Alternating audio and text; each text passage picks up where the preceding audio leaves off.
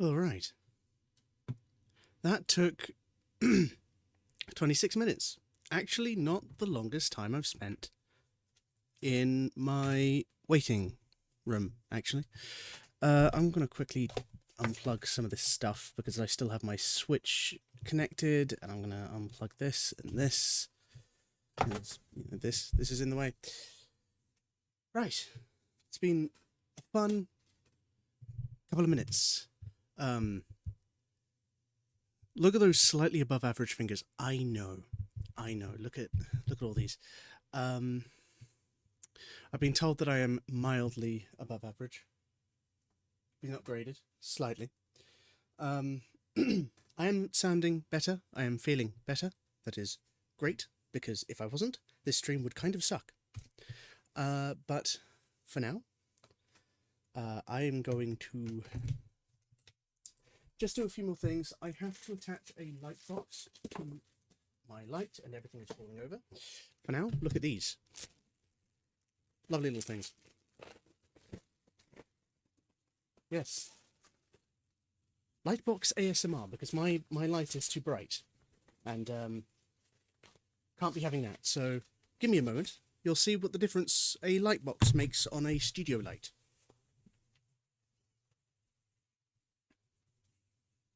If I don't break the whole thing, which is possible.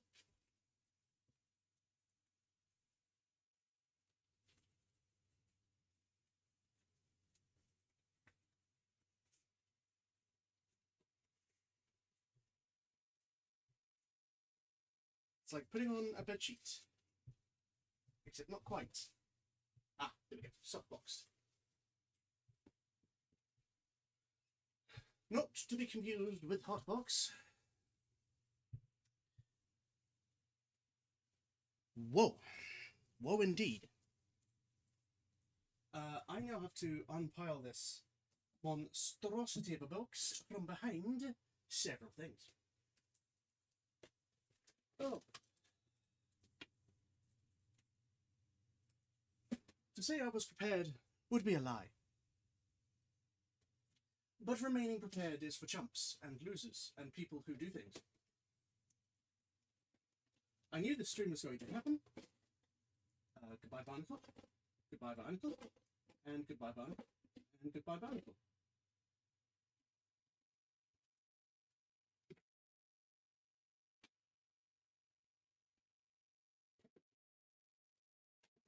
Oops. Goodbye, Barnacles. I missed. Oops. Ah, chaos. Carnage. I live for it. Looking at the thing, yes. Huh. Big old box. Out the way, hands.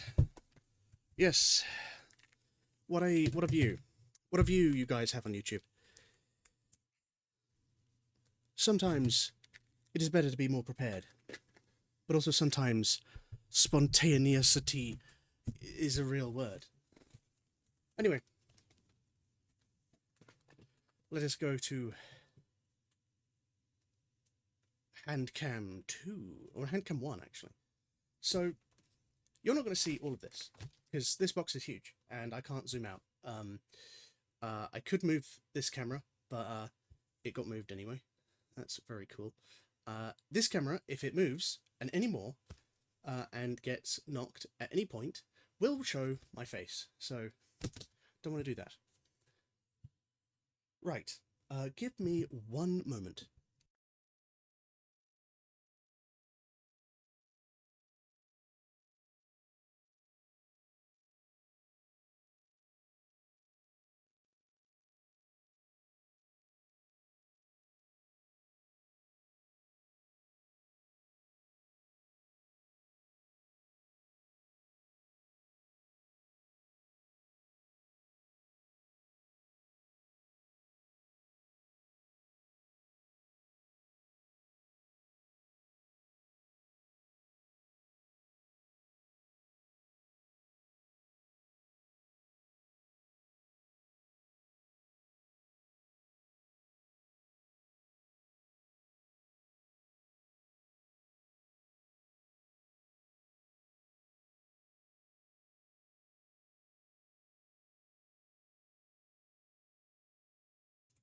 Alright, there we go.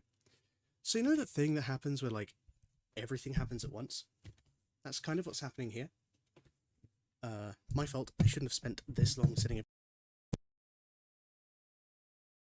There we go. Ah, my mic isn't working. Nothing's working. But we have this. This is, I'm gonna try moving this. This is that. Hey, how you doing?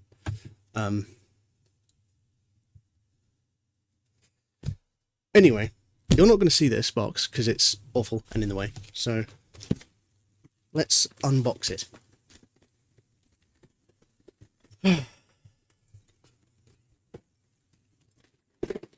How do I even get into this thing? Step 1, open the box. Step 2, put music on.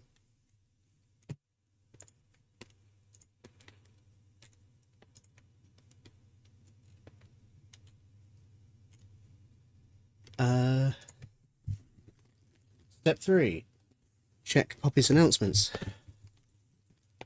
How do I open this box without completely decimating it? Oh my god, I've been bested by a box. There's usually like a flap you can open, right? Am I going insane? There's a flap. Where's the flap?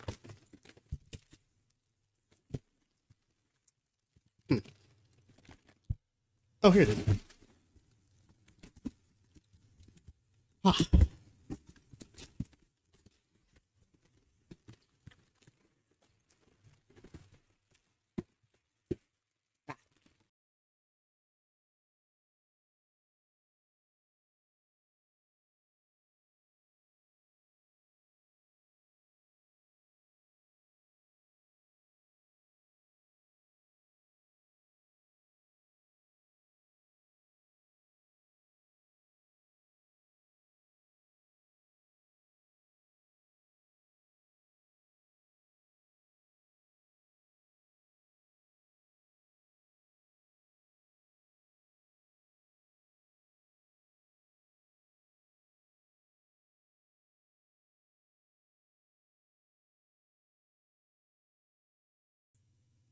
Okay, well, my mic was apparently muted for all of that. This is a scuffed stream. Let me take a moment to sort of apologise and yap for a moment, because things aren't going right. But things haven't been going right for a while, and it's okay. Things just don't always go right. Things don't go to plan. Things you try just don't work sometimes, and often things come up when you don't want them to. And this stream is just kind of the exemplary, well, example of that, where despite my best efforts, with my fan now completely tangled around my, actually, that's really bad.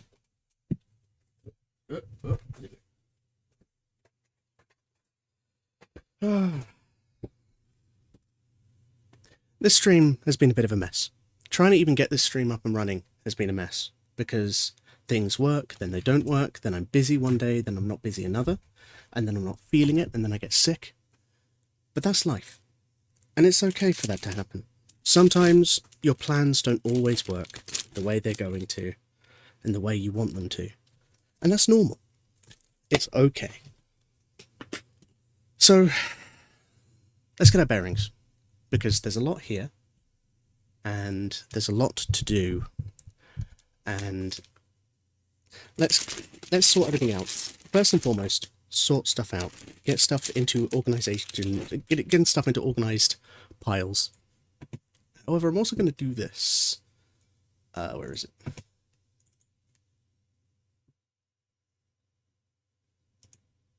You playing?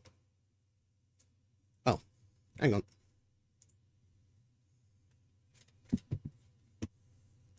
Right, that's still playing.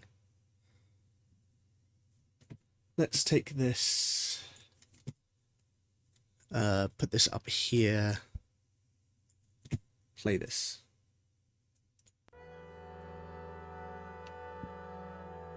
This is, John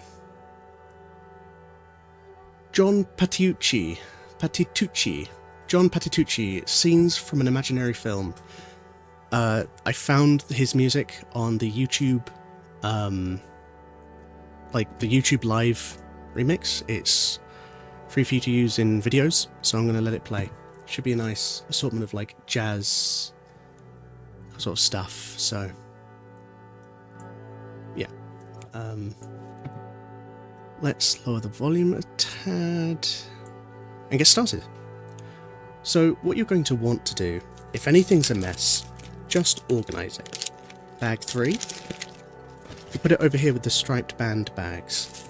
This is just a bag of tyres, which, you know, let's put that up here for now. It's a random bag. This is bag 11.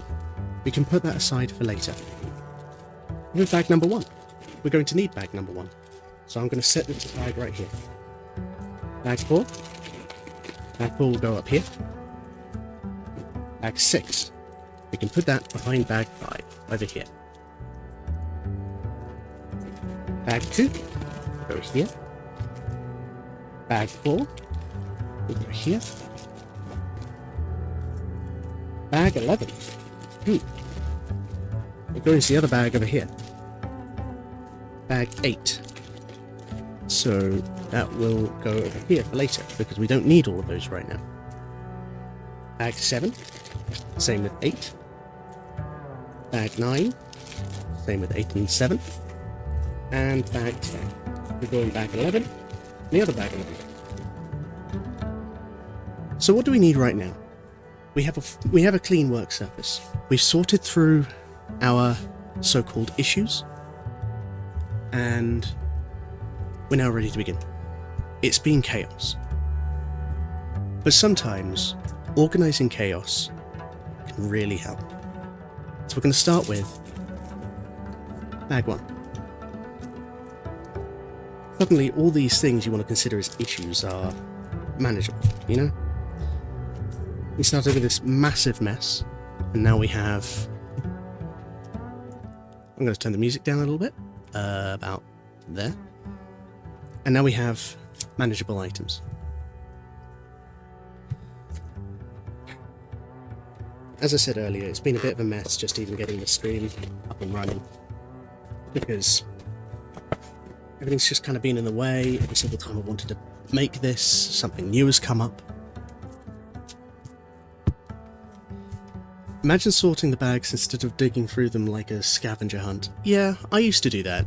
It can be more enjoyable for a LEGO experience if you just dump everything into a box and get everything started that way. In recent years, I've definitely taken more pleasure in doing it bag by bag, knowing exactly what I have and kind of going it through it methodology, you know, with a good methodology. But that's the thing with LEGO, is the fact that it's, you know, you can do it with any way, shape or form.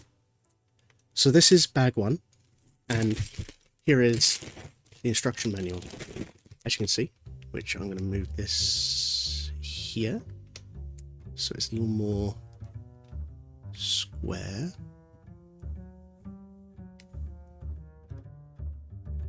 There we go.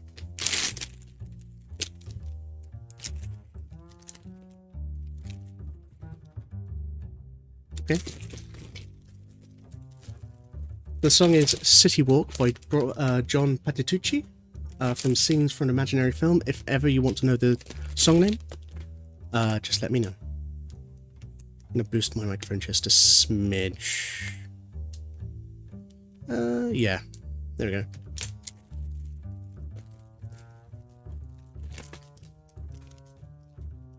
So, while I get stuff sorted, Lego separator. Very nice. Look at that. Like.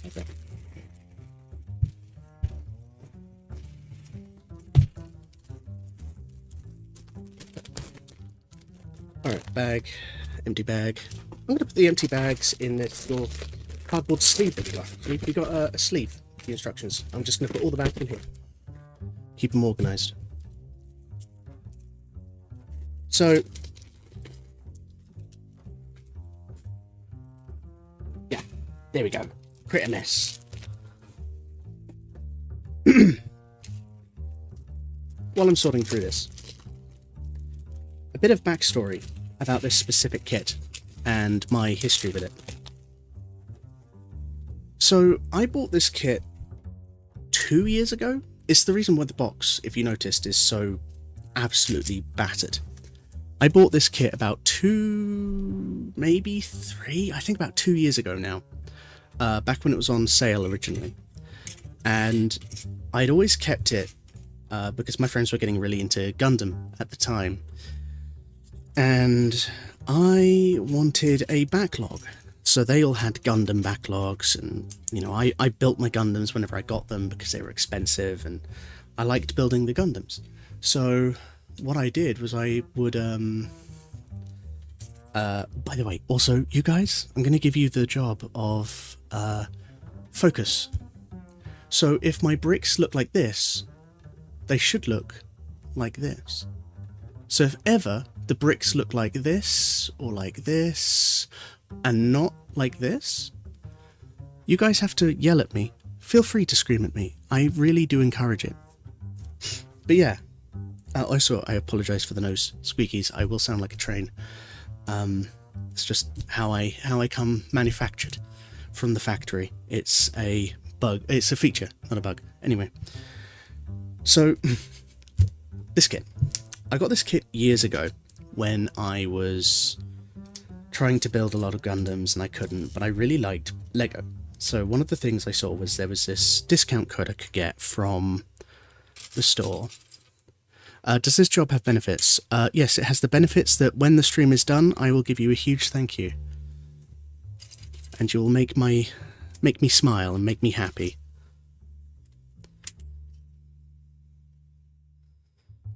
But yeah, so I wanted this Lego set because it was cheap and but the more I kept it kind of aside, where I did also have the, I got the Lego bonsai tree as well for myself one Christmas. I wanted to build this as a nice little treat. So I wanted to have a nice little Lego, you know, backup and have my own little, kind of backlog, so to say, of Lego. So I had this, and I also had the NES TV. But after a while of just owning this, I decided it was actually best for me to kind of I thought it was best for me to just, you know,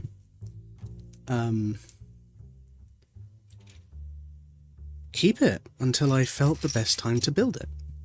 And it was meant to be a reward for numerous things. Eventually it became a reward for,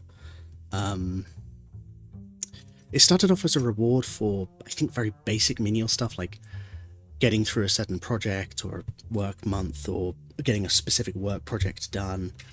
And then it became kind of this other project, this kind of reward for another project and a reward for something else. And,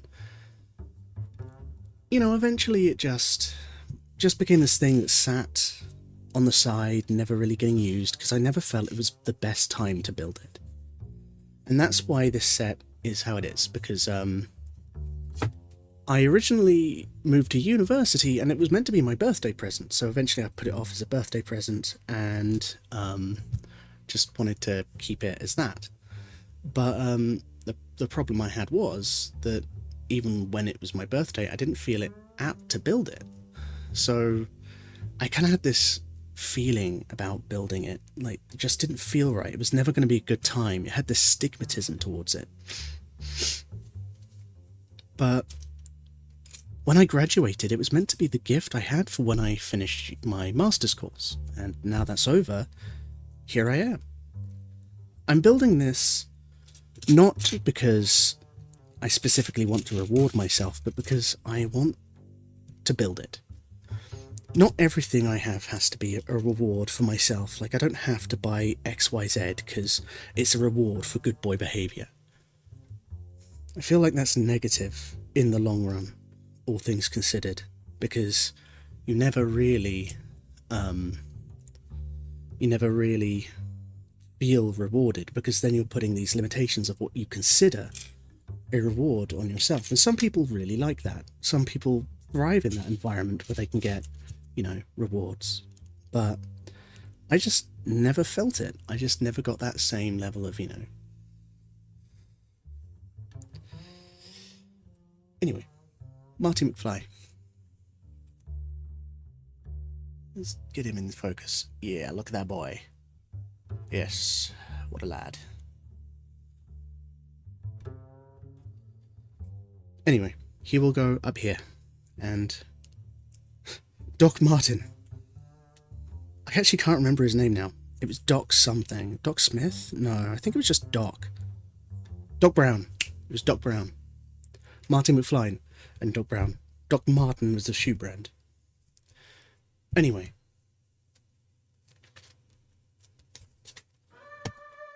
Oh, nice little bits of info. This is the track.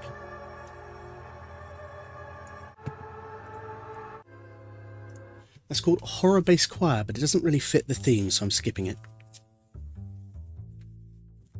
Alright. This is just as stuff from the film in it, which is actually really cool. I'm pretty sure this instruction leaflet or instruction thing is online. Oh, I think this is the guy that made this. This guy here. I think he's the man who helped design this. I think this guy might be Sven Franek. Anyway, if you're the guy, thank you for bringing us this set. I will have fun building it, Sven Franek. Anyway, let us begin.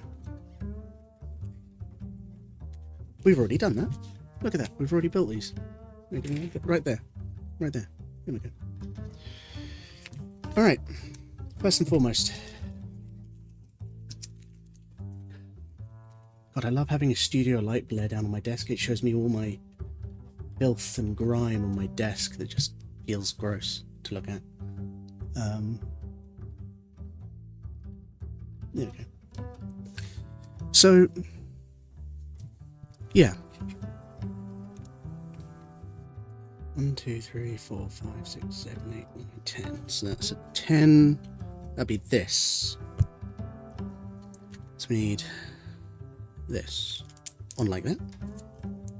There we go. Ah, the first click of any Lego build. Satisfyingly crunchy. You wouldn't really say that about Lego though, would you? It's got a nice satisfying crunch to it. Are you eating it? No? Maybe?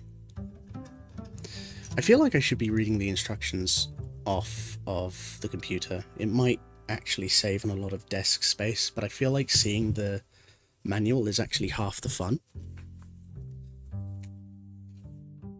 So the song that just played was Layer Cake, John Patitucci, and now it's Lyrical Method for Solo Bass by John Patitucci.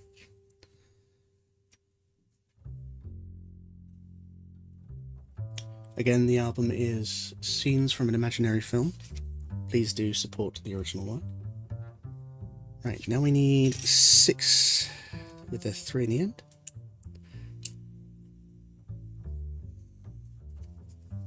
And where's the other one? Ah, here we go. It's over here. So yeah, I'm happy that I'm finally building this. This has been on my shelf, my supposed backlog, if you can call it that, because I don't really now have anything else for this as a backlog replacement. But this is kind of cathartic, getting this out of the way and built, because not only does the box take up a lot of space, as you could see earlier, it's just there's a lot of stigma behind this build that I have personally through just, let's do that. Because, oh, this is really flimsy, actually. Actually, I'm going to lower that back down. Nope. As I said before, this is incredibly tetchy. This setup is bound to fall at some point. And, yeah. I need to get a stand for this thing. It's not the best.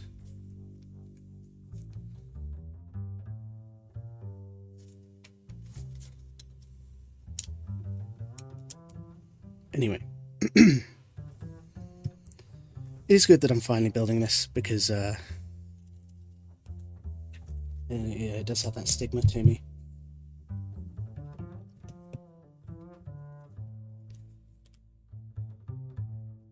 But also, just the process of getting to this stream was a bit of a slog. So I'm no like beginner to streaming at all by any means. I'm a rather old veteran of streaming, to be honest with you, but it's weird coming back to streaming, because everyone, like, you get the most competent people to stream, and you see this with companies like, you know, Nijisanji and HoloLive, where they have so many things that can go wrong, and they often do. And you see, like, their audio goes wrong, or their stream layouts go wrong, or cameras don't work. And you often wonder, like, are they just inept, or, you know, are they overworked and are making mistakes? You assume all these things about the way that they are, and, you know, because you think that these are the best of the best, the cream of the crop. Oh dear. This is literally just like falling apart. This is not very sturdy at all, if I'm honest. Hold on. But you make all these assumptions based on Right, I shouldn't have leaned down like that. My face could have been in view. Nijisanji competent. Well, some members are really competent. But you expect, the point I'm trying to make is that when they're hired into a company, and you get people at like Cover and Nijisanji, you think these are like the best of the best, at least, you know. People have lost interviews to these you know, streamers, and this is the mistakes that these are the mistakes they make. I've seen that rhetoric quite a few times with bigger streamers, where they're like, how is this person so bad at their audio setup all the time? And as someone who like does media and has made film, and, you know, I've spent like hours the night before, like, rehearsing everything and going through the techniques of the camera, and you know, making sure everything's fine with the... This is really flimsy. Going through the camera, going through the gear, doing last falls, you know, making sure that everything's fine, testing the lights, testing the bulbs, testing the tripods. You know, when it comes down to it, you know,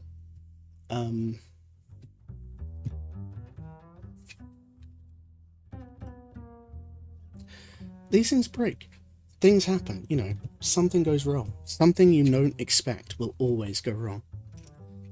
And VTubers kind of have it rough, because, you know, the complexity of things that go wrong increases the more gear you have. So this used to be the case with old cassette films. So here, I actually have over here a DV tape. So this is the original Sony DV Premium. In here is basically a mini, like, VHS tape, like a mini videotape. Mini one of, well, I guess basically this. It's a mini one of these. It's basically what this is. And these are a nightmare. These are an absolute nightmare, because they would sometimes lock up when filming, or, you know, if your camera wasn't good enough, it would, you know, it's a bit of other desk there. So let's lower this a smidge. Oh, that's more than a smidge. There we go.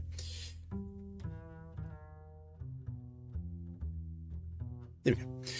And there's all this stuff, you know, that can go wrong from, you know, but those DV tapes had a tendency to completely glitch out if you moved too roughly with them.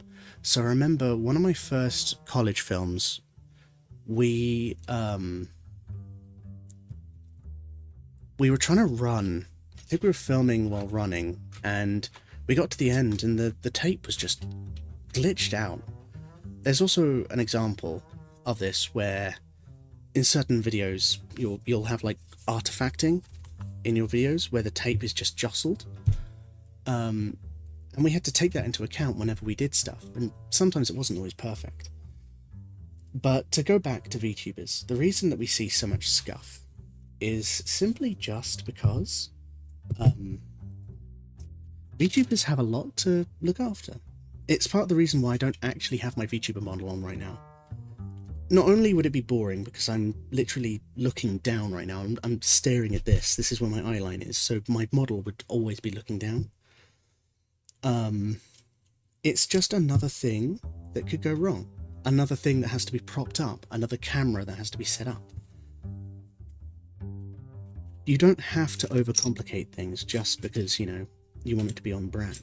And I wish more people would remember that when they're trying to, you know, start up, be a streamer, or, you know, not even just a VTuber, just a general streamer. They, you know, they go all in on this technology and, you know, pace yourself. It's alright.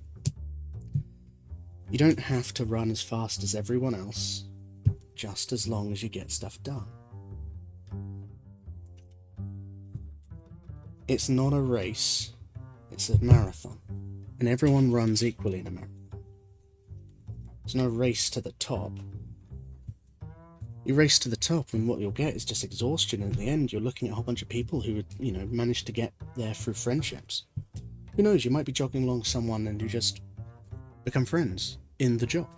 And then you pick up more people in that jog. So if you sprint to the end, you're not going to join this massive group of friends. You're not going to become the next Hololive or, you know, Nizzy Shanji or Phase Connect person. You're just going to come to the end of it exhausted and burnt out.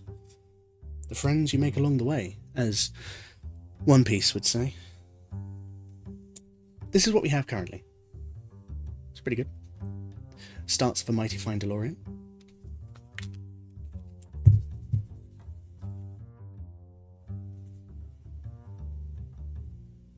In high school I could run longer and farther than anyone else in gym class, but I was actually the slowest runner. Now, that's fascinating, because I actually, I'm the complete opposite, where my sprint speed was the fastest in the school at the time, in my year group specifically. I was the fastest sprinter. And very often I was picked on that merit alone, where I was the fastest. So very often, like, people would put me in for the short amount of sprints and stuff, but my stamina sucked. So if it was anything longer than a specific set, it would just floor me. But I guess it's like, we had someone in our class who was actually really good at, I guess, like, managing people and knowing exactly what to do. So I remember one time he was set to make a team, and he pulled me into his team, and I was just like, everyone here is just like a really long runner, and I'm the only sprinter that you have. Surely you want someone with more endurance. And he said, actually, because you can run really quickly, you're best in this race, like the baton pass race, and you can get stuff like really quick. You can, you know, run really quick and you're really nimble, so we'll set you in for the relay race, the baton pass race, which I think was a relay race, and stuff where the first leg is very short. So I was basically the guy who sprinted at the first leg. It was my only strength when it came to secondary school gymnastics, or PE as we would call it. I think it was physical education, I think was what it was meant to be. Right, so we're meant to build two of these things here. Do you see those things? Oh, that's loud. Hello. Well, it's not loud, it's just high-pitched.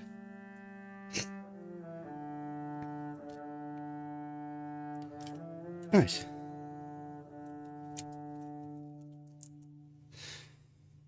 I have actually tried a marathon. I have family members who do marathons, and I say play marathons. I have family members who run in marathons, and I have tried it once, but wasn't ever really my thing. I just couldn't do it. Is this loud for anyone else? I can turn down the music. Is that it? I realise now that I'm like in good there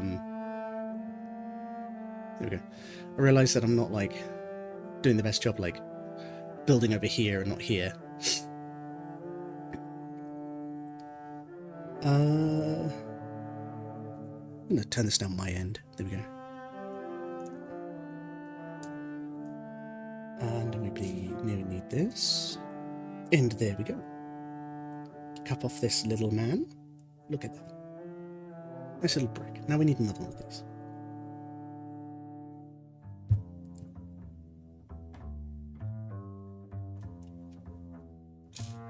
But yeah. So, actually, fun fact about school is I haven't been to school in quite a while because I was part of the last year. I think I was either the year before or the last year that did school until 16 in my area. I graduated in 2011, so I graduated, I guess, what Americans will call middle school, I guess. I guess the closest equivalent is middle school. And I graduated that in 2011 and then went on to what we call college, which I believe is approximated to American high school.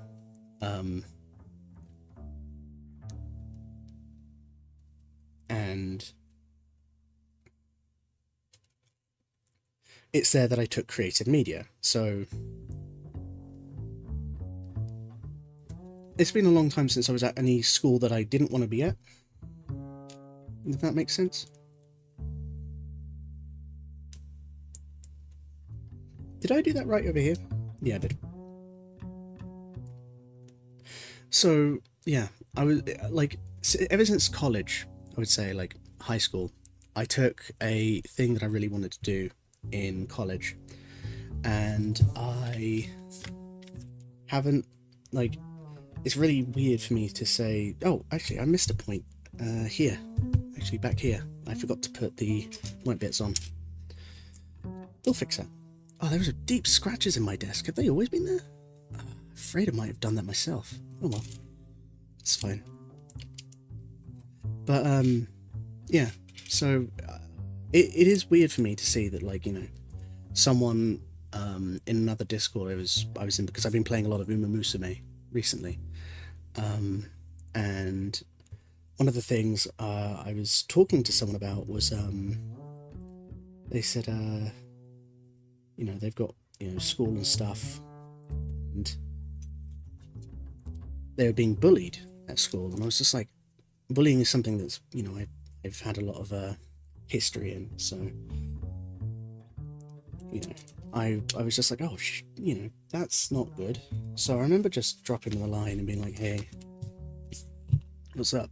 And they just talked to me about, you know, all this stuff at school. I thought, yeah, I'm very thankful I'm no longer back in that environment.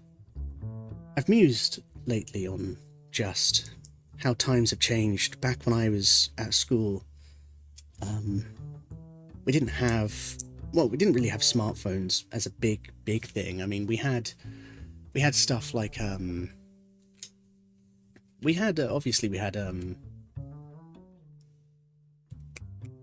we had iPhones in like 2011, 2009, 2010, but when I was a kid, when most of my embarrassing stuff happened,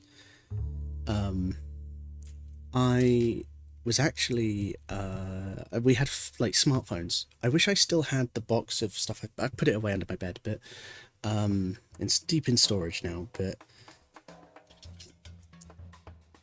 I remember my first phone was like a W300i, Sony Ericsson W300i, and the megapixel on that phone was abysmally shit. And we used it to record films. My friend and I would write a script. Well, I wrote the script, and my friend was acting in it. We did like a Zelda spin-off, almost. I think it was like a Zelda spin-off. I remember specifically because my friend was really into Zelda at the time, so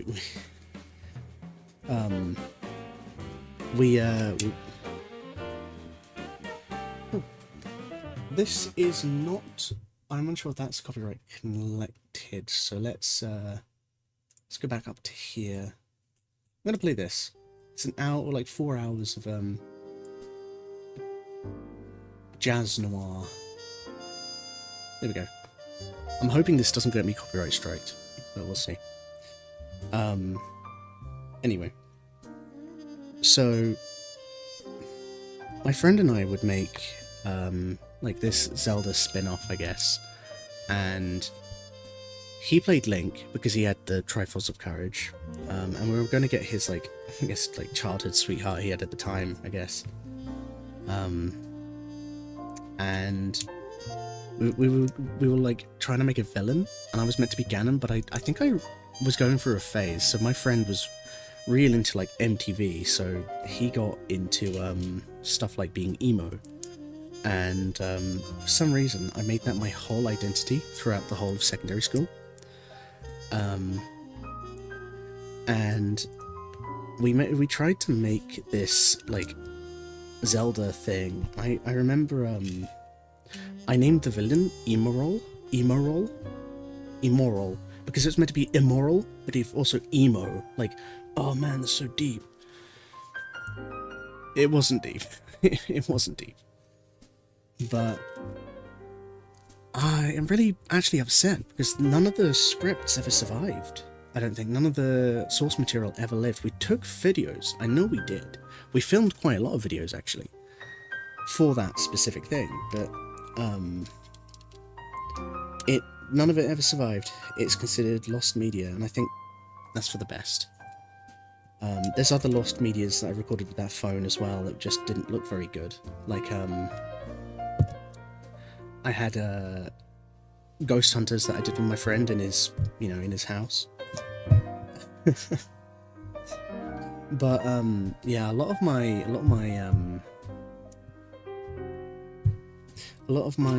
mid like 2000s was spent trying to like chase emodom, and my friend, who was pretty, I guess, I don't want to say rich, but like his family were pretty well off. They could afford all the stuff like the spiked belts and like the skinny jeans, and I remember really wanting to do that but not having the money. So I remember like begging my mum to go on like eBay, and she she looked.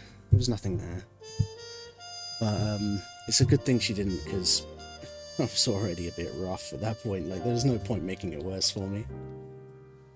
Oh, it's come with a hold on, there was a fun fact up there. There's a fun fact. Oh no, there's a fun fact in the corner you can't see. I think if I can scoot it here, you might be able to read that. There we go. I don't know if you can read that. It says 3 vehicles were purchased for the first movie. They were known as the A, B, and C cars, which is typically fairly standard for this kind of affair. There we go. I also wrote scripts for movies with my friends, but we always tried to involve too many people, so it was difficult to ever film them. We only had one movie that was made for a class. That's actually really cool. The fact that you guys did that in the first place is already a big commitment, because filmmaking's hard, and especially when you're like a teenager and you have all this, like, you're all sitting in the same place, you'd be like, oh, wouldn't it be cool if we had this and that? I think that's the joy of filmmaking, is, starting out with this grand idea with a bunch of friends and just going ahead with it, Sorry, I'll try building over here now. I'll try building in this direction. But yeah, that's part of the joy of filmmaking, is just, just sitting there theory crafting with your friends about, family and stuff, just all these people, I don't know. Me and my friend, we would sit there for hours thinking about all the crap we could do for our film, and I had all these ideas, like we were going to green screen in an eagle, and well,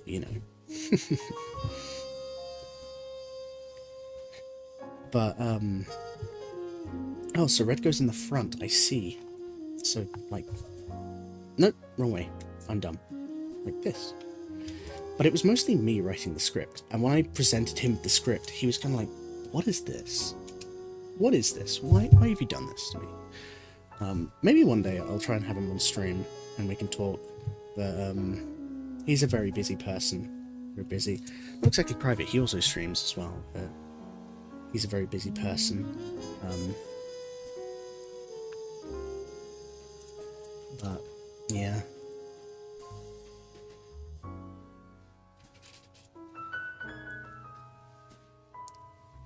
But school is weird sometimes, because I remember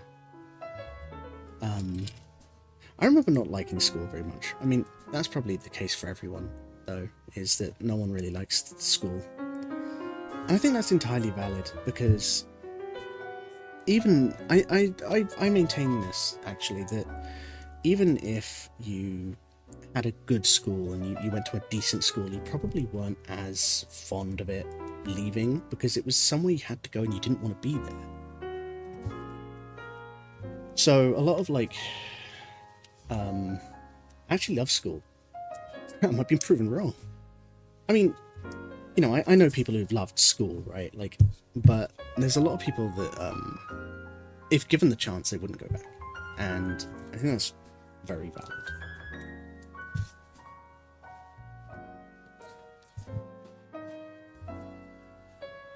Oh, I get a chance to use these things now. Okay. I'm actually gonna slightly move this over. Ooh, hello. You just saw my shirt. How are you doing? Oh no, shirt reveal. I wasn't so fond of school, but I think I've made that point clear as to why specifically. But I don't know. I respect people who've had a lot of fun at school, because it was a weird time in our life where it's just like one of the things I keep seeing is that people say it was the last time they were truly like unburdened with tax and all this stuff, and it's like, yeah. Most people I talked to hated it. My experience was mostly positive. Yeah.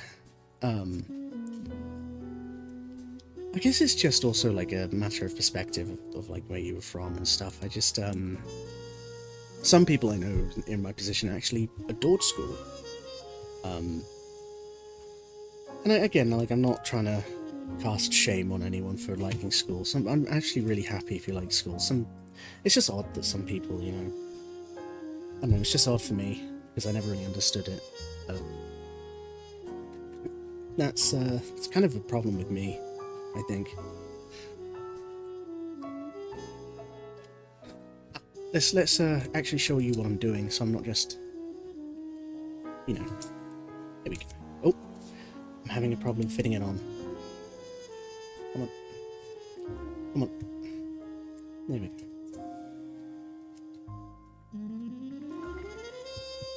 But yeah, films, actually, making films.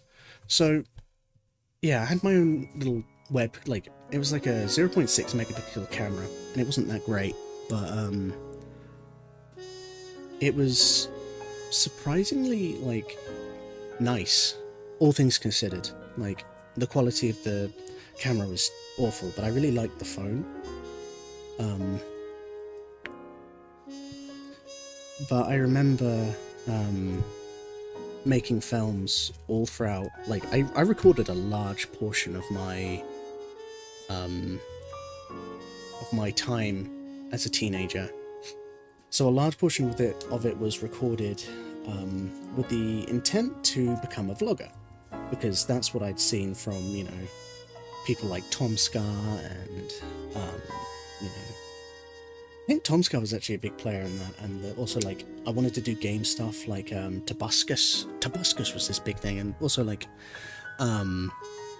Equals 3 was huge at the time, What the Buck, I think, Shane Dawson, I hate to say people like Elysian and Shane Dawson these days, but, you know, I can't deny that that's where my influences came from, originally. And I think it's okay to acknowledge that sometimes your heroes you had as a kid, or people you looked up to, you can look at them now and go, oof, ugh, you know? I think that's healthy.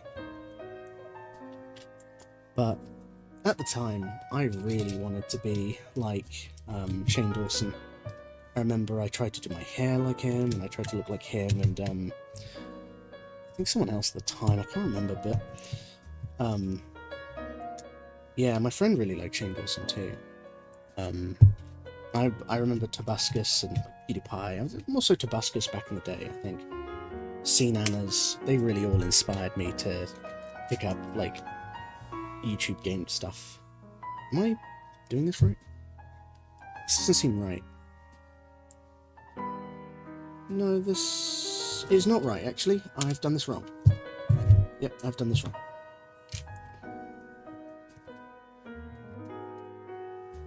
So, yeah, I wanted to look and act like them, and they originally what inspired me. I remember my first ever, I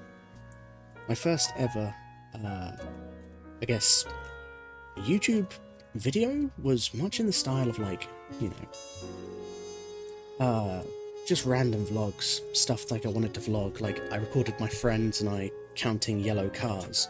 So we had this game that we used to play on the way to school. It was yellow car, and if we saw a yellow car, we'd pinch and punch who was next to us.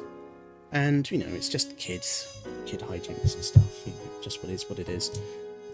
That was one of my first videos, along with my dad and my sister all playing a game we used to call Happy Slaps, which is... Alright, so I have to explain this one quickly, because you're going to get Happy Slaps and go, what? So you put your hands together like this. I don't know if this is the best way to put it, but you put your hands together like this, and you slap someone. So you go and you slap their hands. So say if someone has their hand like this, you would slap it. And if you slap it before they can move, you gain a point. And if you go and if you flinch like that, and your hands are still together, and the person like moves their hands back, they lose a point, and you gain a point or something like that. But we used to play that all the time with my dad, because, you know, before the internet, before all that table stuff, we used to stay with him, and we used to do all that stuff, you know. So I remember specifically, my sister was really bad at it because she didn't have very good reflexes. And I remember we were just playing the Happy Slaps game with my dad, and I recorded it on my phone, so that became another part of my old YouTube channel. Unfortunately, to these days, I don't think any of those videos exist. I took down that channel years ago and didn't think back on it because they were old videos, and I think nowadays I would have liked to have kept them because they were just memories, but I'm not so bothered that they're lost for time because I still have the memories of them. But I do recall specifically as well my first ever live stream, I think, or my first ever attempt at recording a video. I had got somewhere, I think I'd been pestering my mum, I think, or someone. I think it was my mum, or maybe my dad. I was pestering them for something at the time, which was this. It was in like this. And I was pestering them for a, it was called, nice arm, bro, thanks. I grew it myself. I was pestering them for a pinnacle, that was it, that's what it's called, a pinnacle, video capture card, which I do have somewhere. I actually have the original red one that I had for VHS tapes, and a new black one that I bought recently. That's really good quality. I remember at the time I was trying to record gameplay off that, and I did for a bit, but it wasn't perfect. But my media department, my ICT department at school had that. So I was trying to convince them to let me, like, borrow it, I guess. And, you know, understandably they wouldn't. And I remember, like, they were like, no, we're not going to give that to you.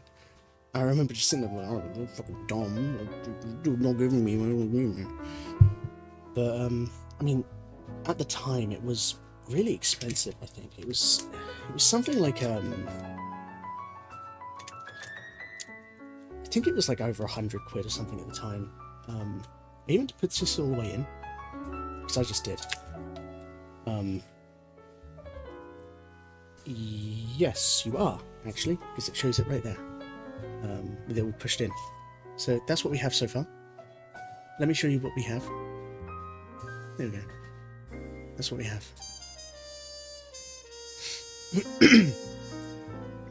But I remember going to them and talking to them about it, and I remember them going like, "Nah, bro, we're not giving that to you. That's a lot of money. We can't just give that out to students." But I remember they said, actually, they gave in one day after I kept asking them because I was a bothersome, you know, like, idiot. That doesn't look like a car yet. You have to imagine it with wheels and finished, but it...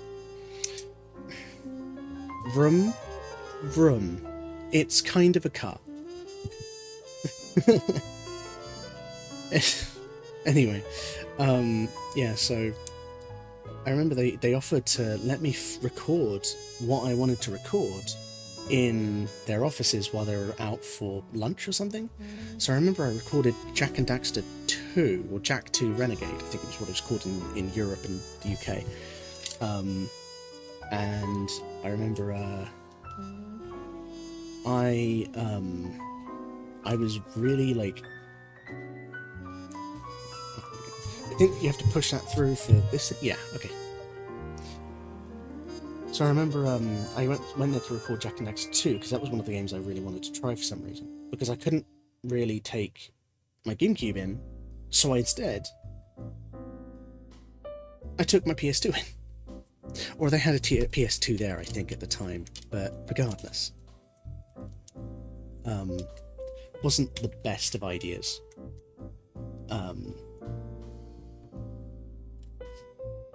So, I remember my first ever live stream was when I got one of those Pinnacle cards myself, and I streamed to livestream.com. But I didn't stream... Oh, actually, new fact. You can't read that very well? I don't know if you're going to be able to read that very well. I'll read it out.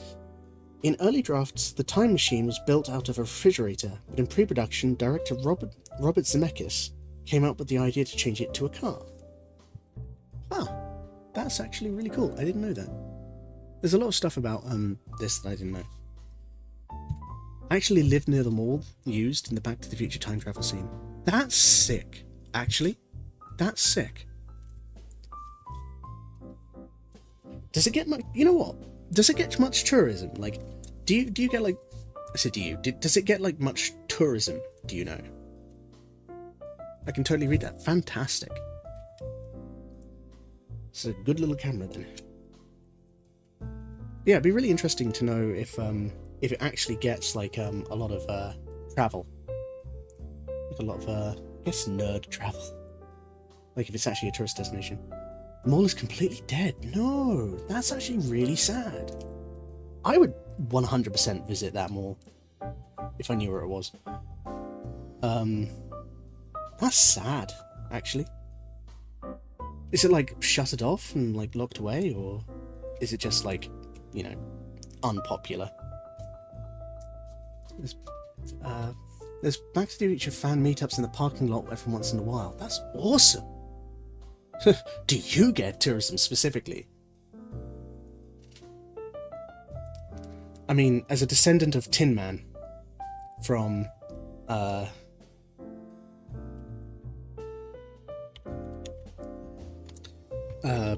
was going to say Gone with the Wind. Not The Lion, the Witch, and the Wardrobe. Oh my god. Oh my god, I'd forgotten it. Yellow Brick Road. It's got Dorothy in it. Wizard of Oz. I don't know why I forgot that. But anyway, the joke is over. The joke was over. 90% of the stores are closed, and anything giving live is Round 1 Arcade. It's theatre and a gym.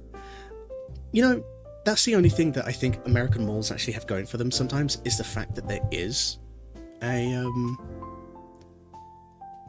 it's the fact that there is actually like a Round 1 in them. That's something I frequently see. So we built a lever in here. Lever.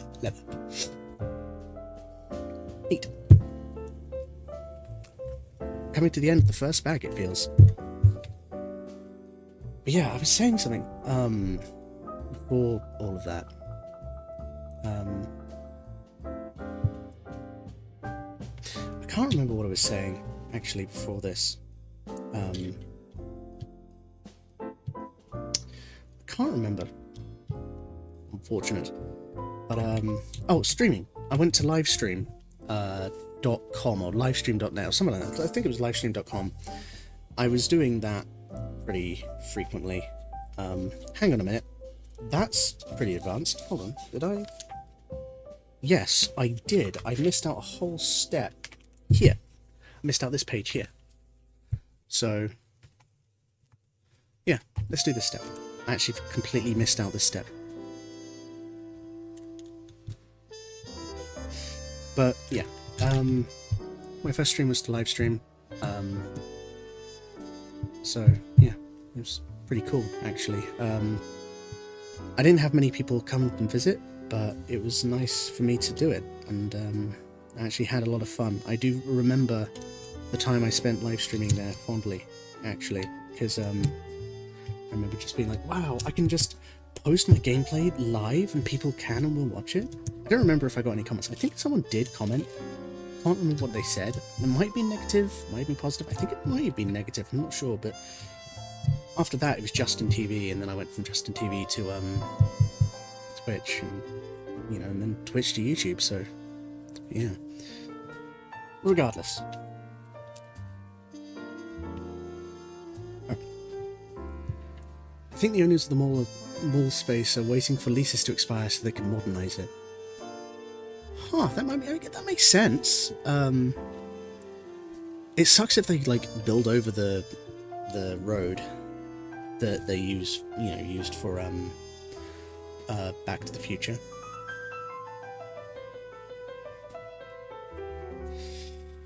But I suppose it's got to happen, especially if it's a safety risk. Not everything can be kept forever, I suppose. 2 of these. Is that a printing error? Yeah, it looks like a printing error.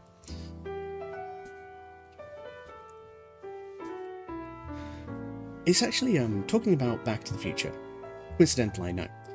But I remember actually one of the first VHS sets I ever got as like a kid was actually of Back to the Future VHS. I do have it up there. Maybe if when I take a break later, I will actually get it for you guys. The parking lot is fine, but the inside looks kind of dated. Yeah, I can imagine that. There's a mall usually where I go and visit in America, in like the East Coast, that is really cool, but it's just really dated. All right, and we're gonna put these things on the edge of here because that's what it tells us to do. We're gonna slide on the. I was gonna say something, but I am pure and say so, so I should not. Yeah, this is what we have so far. Actually, I'll re-jiggle that. There we go.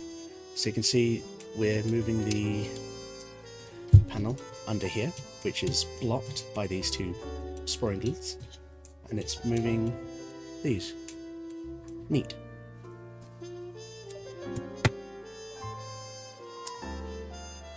We're on to bag 2 now, which means these are the leftover pieces. And we can put these temporarily. Where can I put these temporarily that they won't get lost? Like that piece just fell on the floor. Ah. Oh no. My ramen. Here, I'll just leave that there for a second. I'll just use this cup.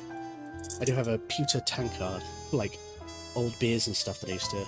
Ignore the fact that my fingers look gross. I have an old pewter tankard. I don't drink out of it anymore because I'm so afraid of like poisonings, because I don't actually know what other metals this is made of. Could just be pewter. I'm not sure. But regardless, all the loose pieces will go in there from now on. But anyway, I was having a ramen the other day. As you can see, drank, empty. But I actually really like the designs of the bottles. I don't keep them, but I like to just look at them for a few days and then put them out. I guess that's a little strange. But barely halfway through the first instruction book for the Lego set I'm building, and I've been going at it for 2 days. Are you a big Back to the Future fan? Unsay so. I think I read that out already.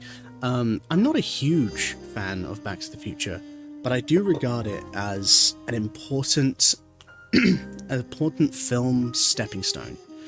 I would say I'm more of a fan of the series than not. I don't really like the third film too much, but you know, it is what it is. First bag is done, so I'm going to take a quick break, stand up, get some stuff done, and now I'm actually going to get you the interesting thing. I think, at least I think it's interesting, and I can talk about it a little more.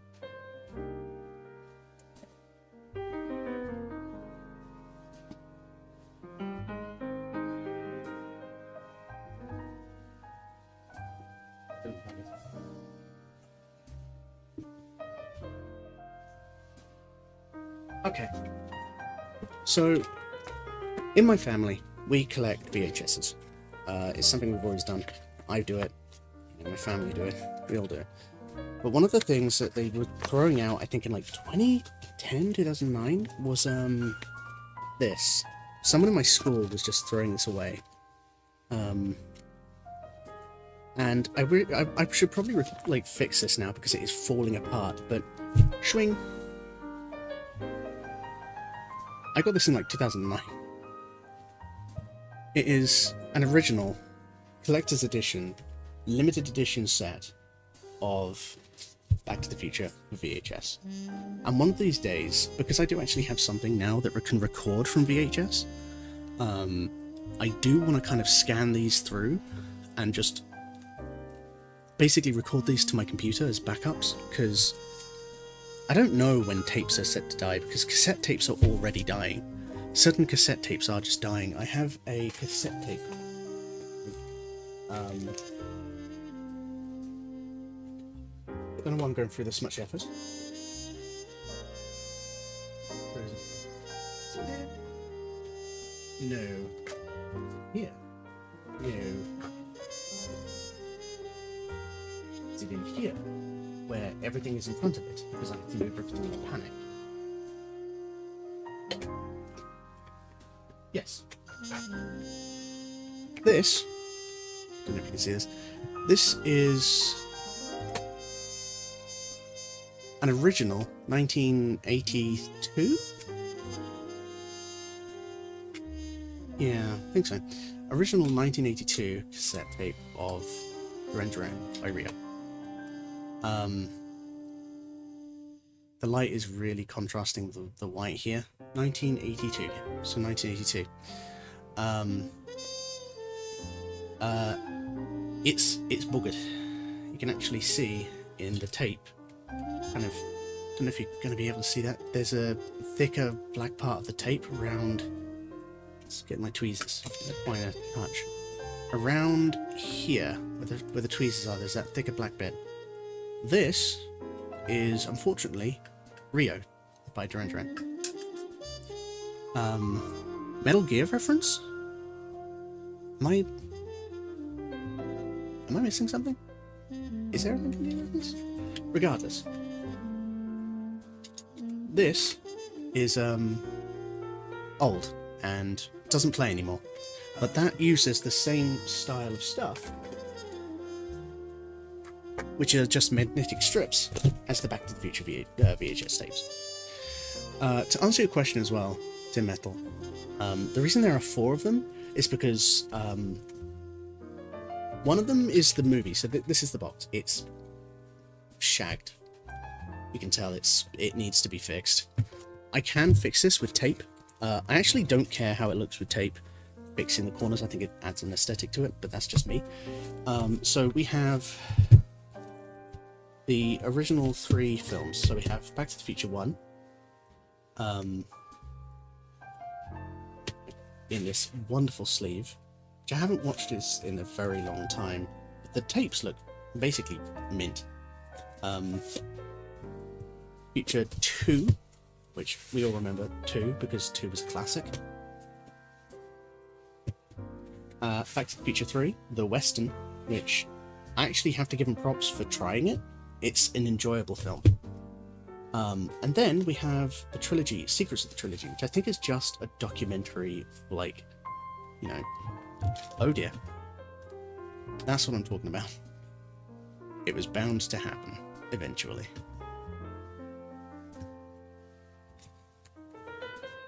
You met Christopher Lloyd recently. Bro. Wild. What happened?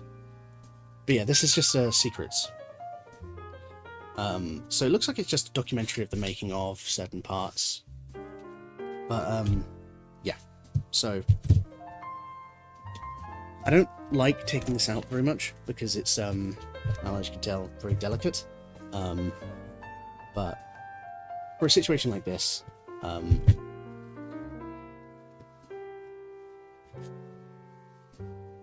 there's a few edits of the Metal Gear cutscene with Invisible in it, and people joke it's a real part of the game. I have no idea what you mean by that, unfortunately. I'm really sorry. It was just a convention meet and greet thing. He seemed really grumpy. Oh. I mean, that's understandable. He must be getting on in age now, and like, I can't imagine like Back to the Future fans being kind of chill. Unfortunately. Anyway. We push on. Bag 2. Before that, I'm actually going to take a quick drink. Don't tell anyone. I might be having some Coke.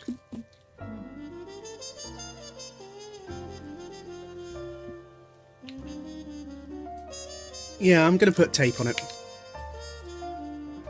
Probably off stream. I'll put tape. I'll put tape on it. I'm on the box, not Christopher. No. Excuse me. Sorry, I didn't mean to cough into the microphone like that. I am still recovering from an illness, but I'm feeling much better now. But yeah, so actually I picked it up while I was at school, actually. The funny thing there is that I picked that up while I was at school, and it was free. And I remember, I think my teacher really wanted it, but I was just like, "Can I have it?" And they're like, "Yeah, sure, you can have it." I didn't know how much they wanted it until I got like years later. Box taping stream, let's go. Maybe, actually, when everything's said and done, I'll do that. Oh, actually, while I'm spotting this. So, let's do that. I have this. So, this is a Game Boy player thing. A little teaser for the future. When I'm through with some games, I will start doing some Game Boy games. Game Boy Color, Game Boy Advance, regular Game Boy. I've got a few games I want to play. We have this. Well, not this one specifically, because this is it's my Japanese copy, but I have red, which I've doubled with blue, and then I have blue, which I've doubled with red, which, you know, I'm just that cool to want to do that. There's also other games I can play for Game Boy that I'm planning. So yeah. I still have my original Game Boy Color. My child, my son, my boy. Me too. I actually have this. I have a Game Boy Color, which isn't my original one. My original one's damaged. Oops, shit. There goes my Game Boy player disc. And I still have my original Game Boy Advance SP. It still loads up. Anyway, you want to hear for that? If for Lego. Do more Lego.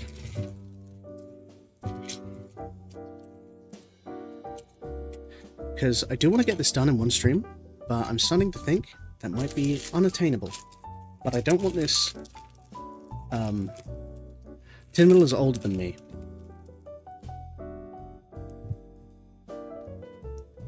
Oh. Oh no. Oh no. How do I recover from this situation? No, you. Got him. Smooth. We will continue. Ah! I just elbowed the microphone. Hello.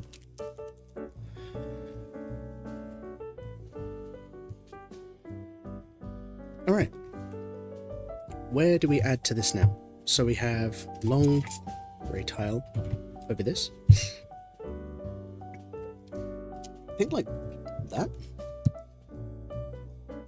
It's true. I'm older than all of you. You are ancient. I mean, you're old enough to be a king of an entire kingdom. He's doxing me. Wow. Alright.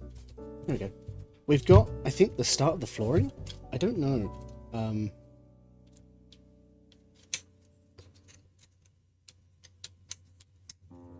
But that's what we have so far.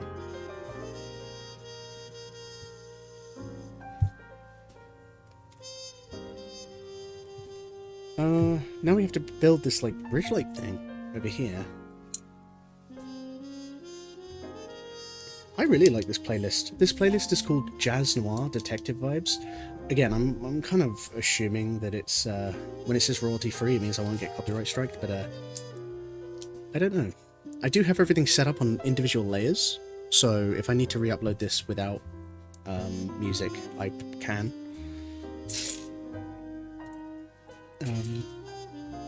Here's the other bit. Oop. There we go. Look at that. Awesome. Let's adjust the focus a little bit, because I need to always do that. Don't remember giving me your address? That's bigger than I thought it would be. You know, I've heard that one before. Thank you. I'll be here all week. That's the content you have come here for. Innuendos. I am great at them. Supposedly. This isn't going down right. Why are you not... Why aren't you doing this right?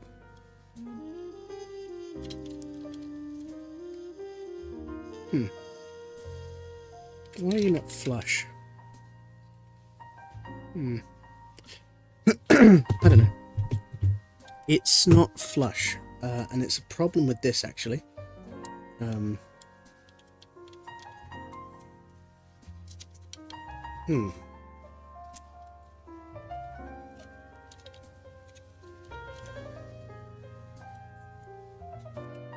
Yes, there's a problem with this piece here.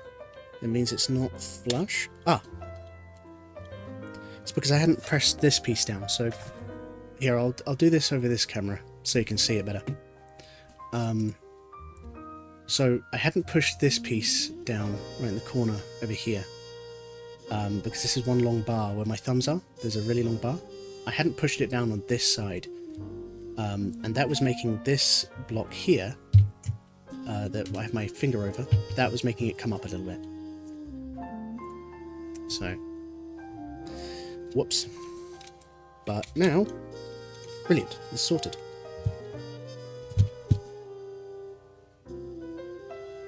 Say so as fuck. That's what she said. Say so, content creator. I am pure and untouched by vile tyranny. I think. At this point, I don't know. The jury is still out on that. Oh, it's meant to be this side, so... Wait, what? Hang on a minute. Hang on a minute. Doesn't seem like it's meant to be... Oh... Yes, it is, actually. No, that makes tons of sense. Actually, no, that makes tons of sense. Yep. Yep. And then we have an archway over here. Hang on a minute. Oh, it's because I forgot to put this bar over it. Okay. Nice camera setup. Thanks. I grew up myself. It's not perfect. It's, oh, you know, it is what it is. I have a Blackmagic. That's you right there. That's the Blackmagic. And then I have a Logitech. Oh god, my fingernails, gross. I have a Logitech C290 or C920 or something over for the webcam, which is pointing towards the desk. It's not the best setup. I do want a tripod for this camera here with the Logitech webcam. But yeah.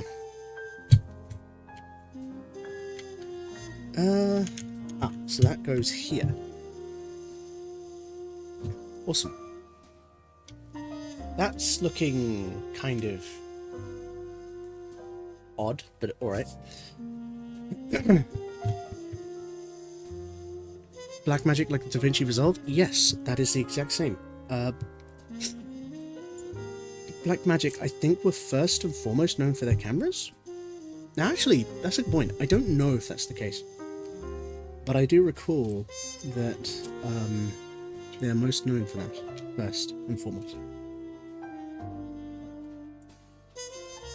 But DaVinci Resolve... So actually, funny story about DaVinci Resolve. I have never really used it, because I've always been an Adobe boy. Ever since I was younger, because I've grown up in an era where, like, in terms of media production, especially in the UK, they didn't really have oh no, I need a cloth part, which is, let's look, that'd be here. I grew up in an era of media content creation where the biggest players in the video editing scene were actually Apple. Final Cut Pro was everywhere for a really long time, actually, alongside Premiere and a few other editors. Some were in-house, some weren't. Some were, you know, some were custom-made. But typically I was Adobe focused off. Originally I stood out as Final Cut Apple focused, because that was what we were learning on. There was a massive push in the late 2000s, early 2010s to get Apple to be the main standard that was being taught with. And let's set you aside for now. And I remember we were taught Final Cut Pro before we were even taught or told to touch like Adobe Premiere. Thank you. I do try my best. But yeah. Oh, I realised that none of the chat is on screen again. I messed up a little bit there, but you know what? Let's add it. We'll just add it, because I really should have done that beforehand.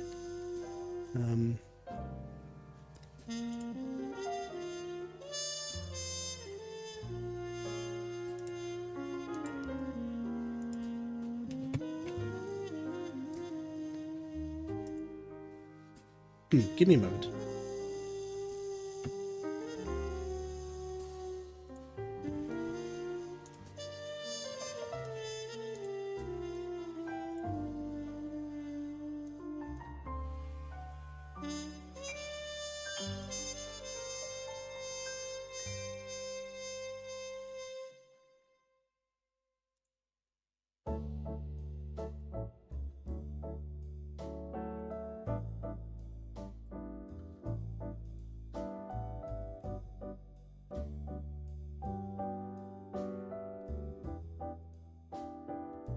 There we go. We have chat now on screen. It's on the left, which is there. We learned Premiere Pro, but free is free. That's true. There's nothing wrong with learning Premiere Pro. Premiere Pro is still an incredibly powerful video editing software. It's just owned by Adobe. And in recent years, people have been making a push to escape Adobe's ecosystem, which, whether or not it's fair or not, I don't know, I don't want to say. This isn't the stream for that. But I do think there is merit about keeping your scope broad. It runs really nicely too, but I don't edit nearly as much as my friends. Yeah. I know people who've used CapCut previously as well.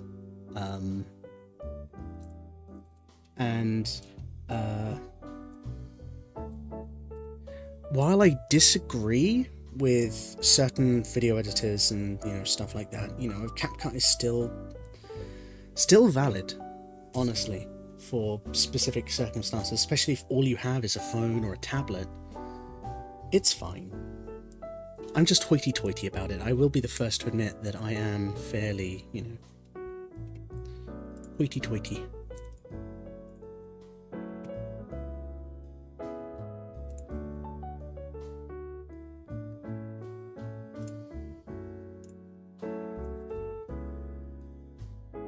But, yeah, so I was originally taught on Final Cut Pro, and in recent years, especially over the last year, I've actually been trying to return to it, because I actually have to admit that I actually prefer Final Cut Pro.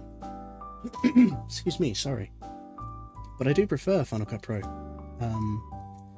In fact, this is going to sound wild, but all of my shortcuts for Adobe Premiere Pro are all based around the shortcuts for Final Cut Pro.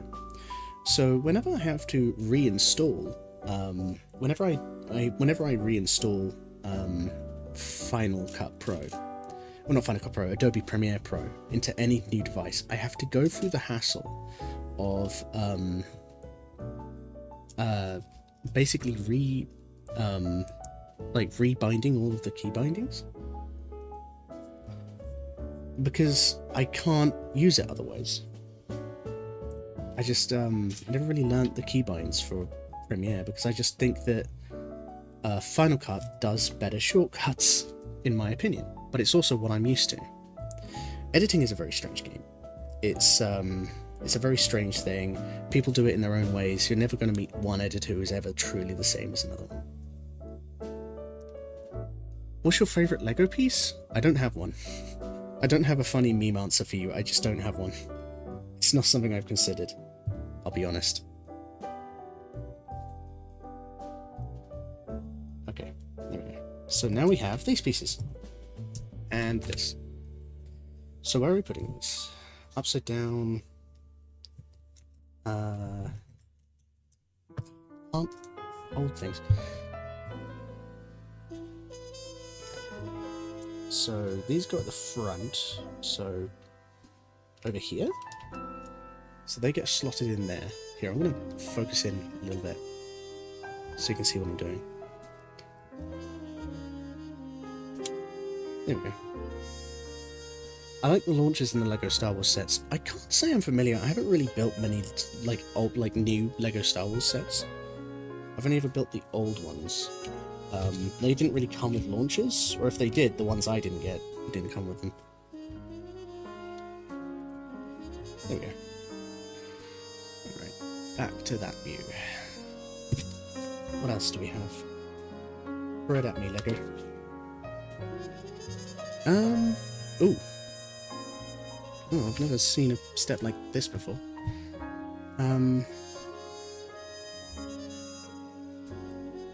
So that would be... not that piece. Maybe this piece, right here. Like, goggles piece.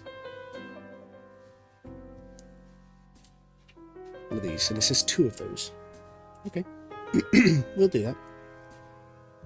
Let's see, how long have we been live? Nearly 2 hours. We are not yet done with Lego. Not even nearly. This is my tranquil time. This is what I do whenever I just want to zen out. Pick one of those in front of you.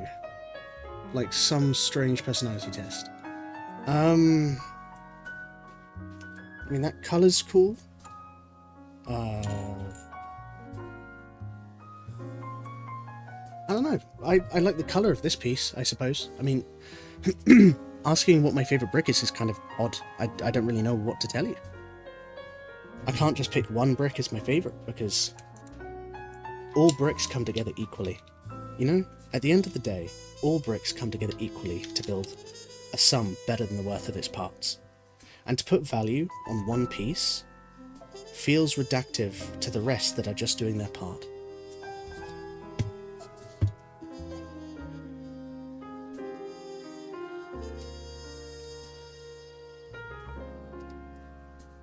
Alright, more of this. But yeah.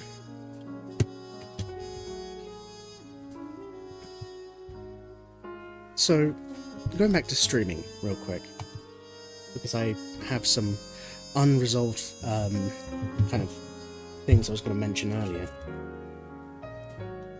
One of the things that I've been seeing lately on Reddit, because I typically follow this, and I think I've mentioned this in past streams in passing before, but one of the things I see pretty frequently with people, you know, on the VTuber subreddits is specifically not just VTubing. This advice also extends for further afield for streaming in general. But I keep seeing like, oh, no one turned up to my debut, or you know, my covers did worse than usual. I'm gonna head off. Just stuff coming up. Good luck with the rest of the stream. Thanks, man. Thanks for popping in. I really do appreciate it. I hope you have a wonderful rest of the day, no matter where you are, and what you have to go and do. I hope it goes well. But yeah, one of the things I see is like people saying, you know, I did this and this didn't work out, or no one turned up, or something. And I think, you know, there is a bit of disappointment you're allowed to feel. Like I feel like, oh, something sounded like it collapsed. In my next room. And that's a future me problem for when I'm not building Legos. But yeah, and I feel like there's a swinging side of two courts here, where, you know, you get one side of people saying, you know, oh, it's your debut, you know, you're an unknown streamer, people don't do that, you know, don't be so, like, discouraged. But there's also, like, another vehement swing of people saying, you know, you put all this effort in, it's alright to feel, you know, oops. Oh no, where did that, oh, it's right here, it's okay. You put a lot of effort in, it's okay to feel like this. And they are right. It is very valid. But also, both camps have something to say. And it really disheartens me sometimes when, you know, I see people online saying, you know, I didn't get nearly the viewers that I did from XYZ, and it's really like, you know, put a dampener on my, you know, wait, hold on, yeah, oh, there we go. There we go. All the blue pieces are coming in. I really like this shade of blue, by the way. It's a very nice shade of blue. But it always does, you know, make me a little sad when I see people, you know, unable to, you know, get their viewerage, and they feel sad because they tie it to their own, you know, value as a streamer. And ultimately, they shouldn't, because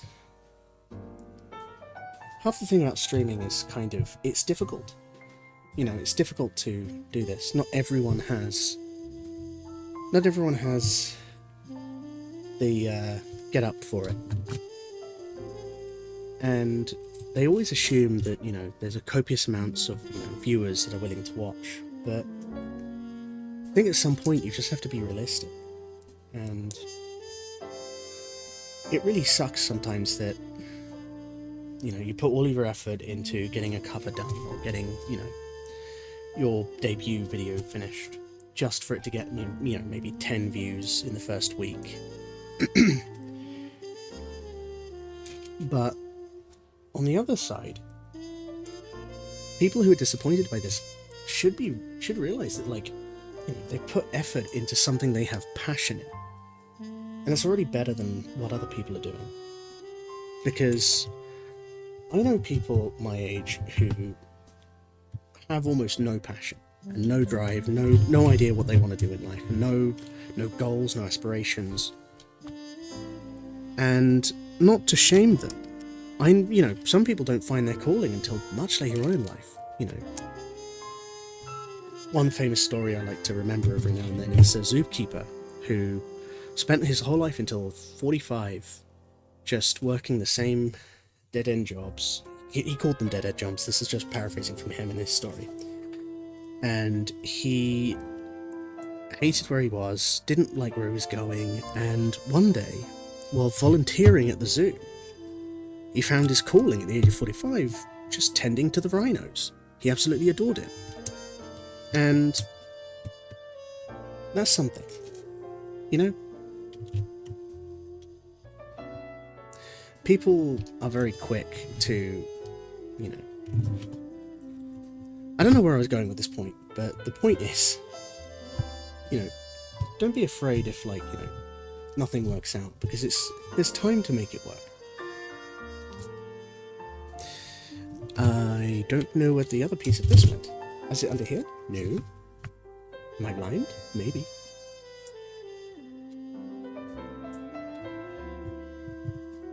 I'm missing a long piece. There should be a long stair piece, and it's not here.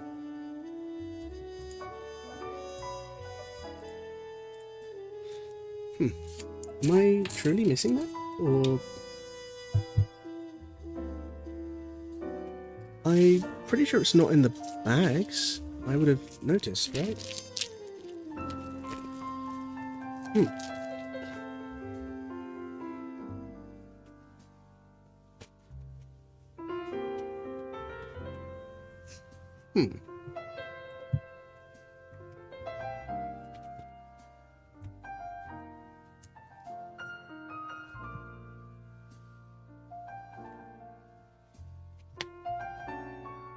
Huh. Oh, hang on. Here it is. Wait, if I leave that there... Oh, you could have seen it right there. Okay. Oh well. It's fine. But anyway, to finish my point, it always makes me a little bit disheartened when I see people, you know, saying that, you know, they were really upset that they didn't get the popularity that they wanted, and it's really driving a wedge between them. And it's like, you've already accomplished so much by debuting or making the content, or, you know, just putting yourself out there is a tough ordeal for people. And I think, like, regardless of how many people came and watched your streams, or, you know, how many people have tuned in for, you know, X amount of watch time and stuff, be proud of where you've came from, because you could have just done nothing. And I think that's what a lot of people, you know, have struggled with, is because, you know, they want... Sometimes it's the instant gratification. And I get it. I'd be lying if I said it, you know, sometimes wasn't disheartening to stream to maybe 3 people, 10 people ago, but I am, all things considered, even though I have all this experience with streaming, I am still technically brand new. And to me, the journey, the fun is in the journey, the discovery, the pushing of my limits, you know, like, how far can I take certain things, you know, how, if I'm going to, you know, do covers, what covers can I do? Will I have fun doing them? There is something to be said about, you know, using this as a medium to have fun and experiment and explore new things. find like-minded people, you know, who, sorry, like-minded people who, you know, are just as enthusiastic as you are. Wait, hold on, I've done this wrong. I've done this wrong. These are meant to be black, and one I've done them both grey.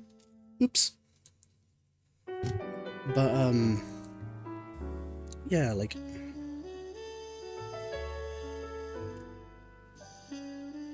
if you've done that, if you've made a cover, or you've put the energy and the time, the effort into making a cover, and you know, you're sitting there going, oh, I'm really upset that it underperformed. Why?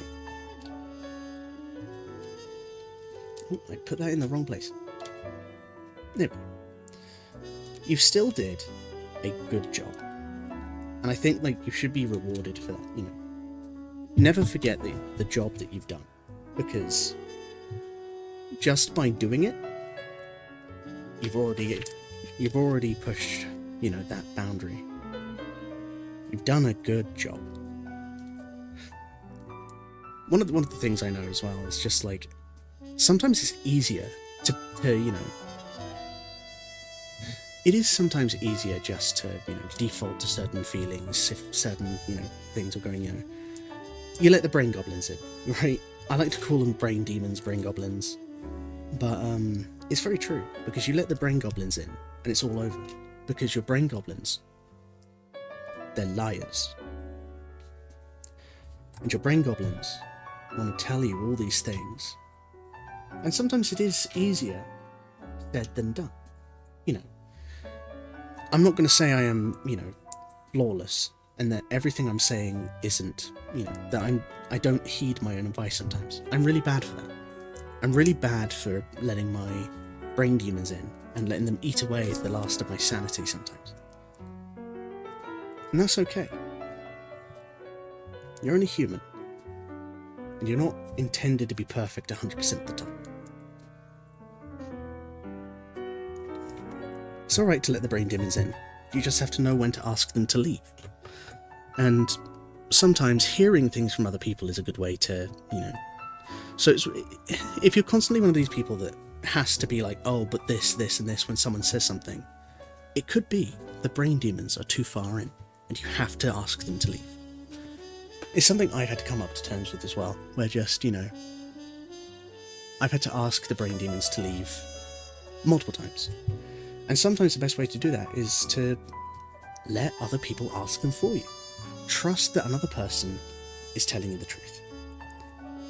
And I feel like a lot of streamers, when they're getting their start out, don't do that.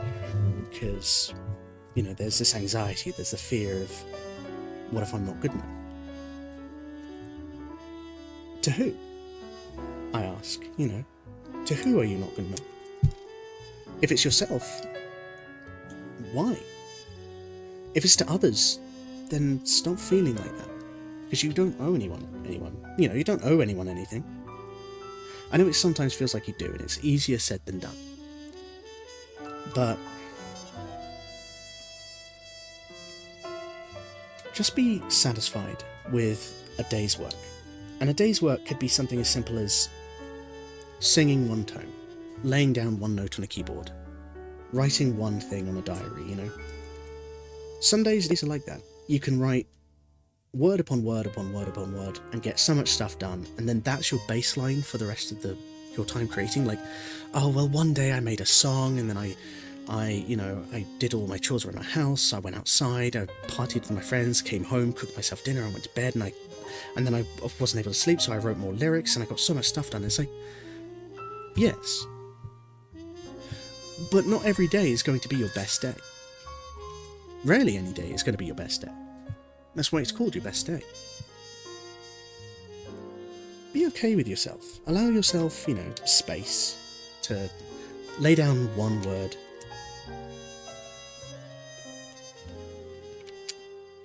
Some days you don't get anything done at all. And you know what, that's okay too. Whenever you're feeling like streaming, especially VTubing, is becoming this thing that's like eating you alive, just take a step back. Yeah, it's going to hurt maybe your audience retention. The audience is fickle. The audience, truthfully, most of the time doesn't care. And it sucks to say that, but it's true, you know. the audience is there for one thing. Sometimes you do get nice people. I'm not saying you're all like that. We're not all, not all viewers are assholes. But it's okay to, trust in your audience to come back. Trust the ones that will come back as the ones that will come back, and take time off. You should never feel like streaming is your main way of living. And I think that's what catches a lot of new people out, is that they put this stigmatism on streaming and the grind, the grind. And they want to, be the next Iron Mouse or the next, Northern Lion. But they stick to their niches. They got big with their niches first. Just take your time. By putting yourself out there, you're doing just fine. It's okay.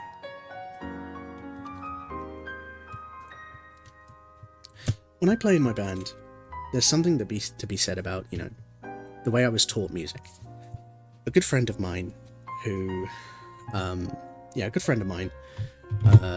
way back in the day when I was playing music, I found myself getting frustrated and overwhelmed, and I would begin, getting really upset with just keeping time, because I wasn't very good at keeping time. I'm still not quite the best at keeping time. I'm not going to lie to you for a moment, but hang on, I'll put this up upside down. Yeah, there we go. It's meant to be like that.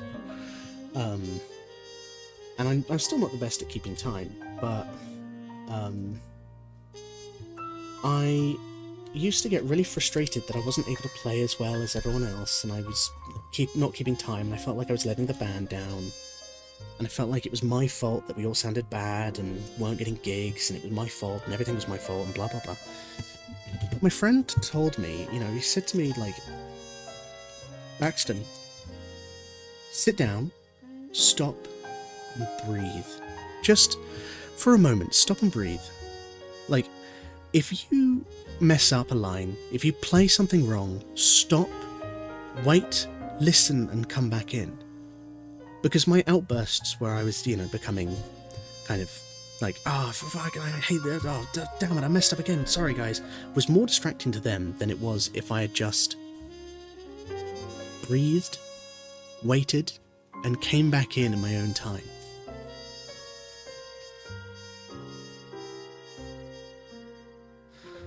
Can't hear, but if you're still missing a piece, check the footage. Okay, bye. Bye. No, I'm not missing the footage. The footage? I'm not missing the piece anymore, but thank you.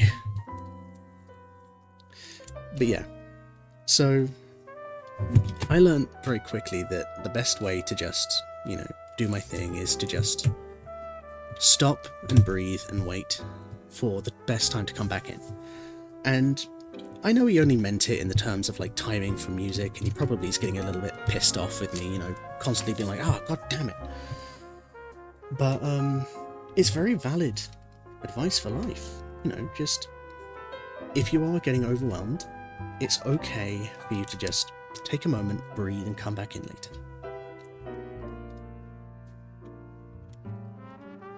Oh, I'm not really showing it. There we go. I put the more pieces in this side too. Oh, another fact. Right here. Let's try and zoom in on that. There we go. The A car was the most detailed of the vehicles and was used for close shots. The B car had less detail and was used for the driving shots. I didn't know that. That makes a lot of sense. Maybe I'll go through this when I'm done and see if I can read all the hints. Okay. Awesome. More pieces for the pieces box, I guess. Alright. Another one down. We're 2 hours and 15 minutes into this. Probably only about 2 hours because I spent 25 minutes sorting stuff out and probably started building about half past, so... Realistically, we're only hour and a half in.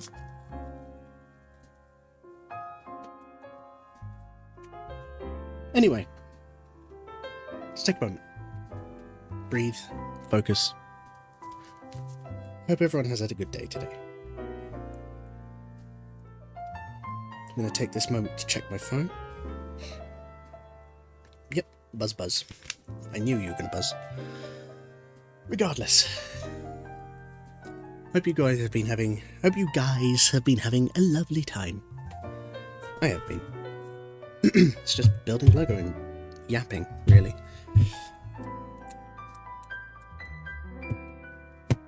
Bag 3.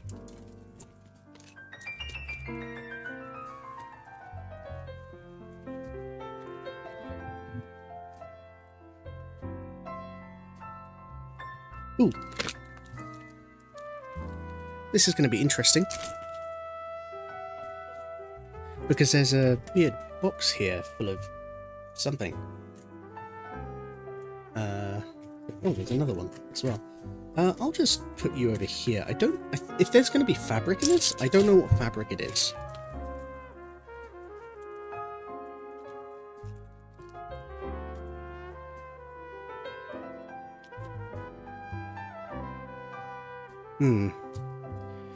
Let's see.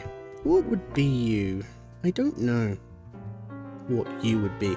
Oh, they're probably elastic bands. I can see elastic bands here. Don't know if you can see that on the bottom camera there, but there are elastic bands. They're probably elastic bands.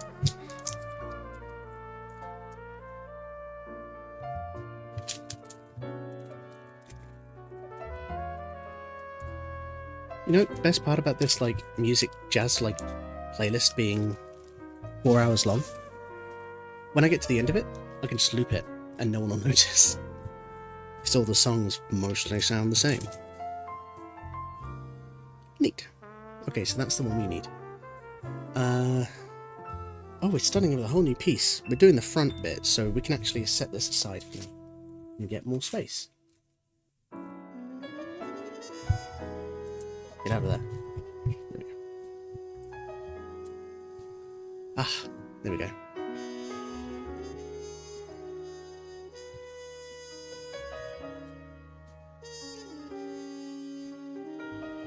When I was in uni, my first time at uni, 2016 I think this was, in 2016 during my first year, I actually bought a big set of Lego. I spent perhaps a little too much on the UCS Millennium Falcon second hand. I still got it for way below market price, but not by that much.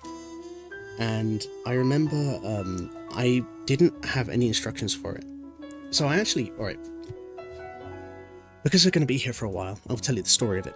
So I was watching Tested, which was Adam Savage and Jamie Hyneman's thing after Mythbusters, which later Jamie Hyneman kind of pulled out of, so it was just like Adam Savage. But I was watching Tested, and one of the things that one of the hosts, I don't think Adam did this. I think it was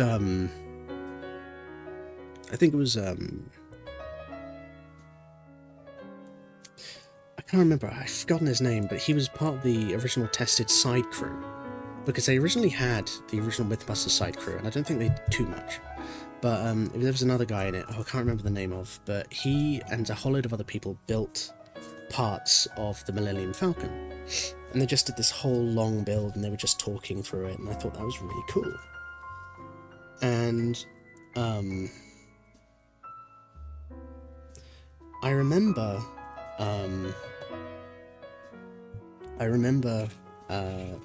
wanting the Millennium Falcon after that.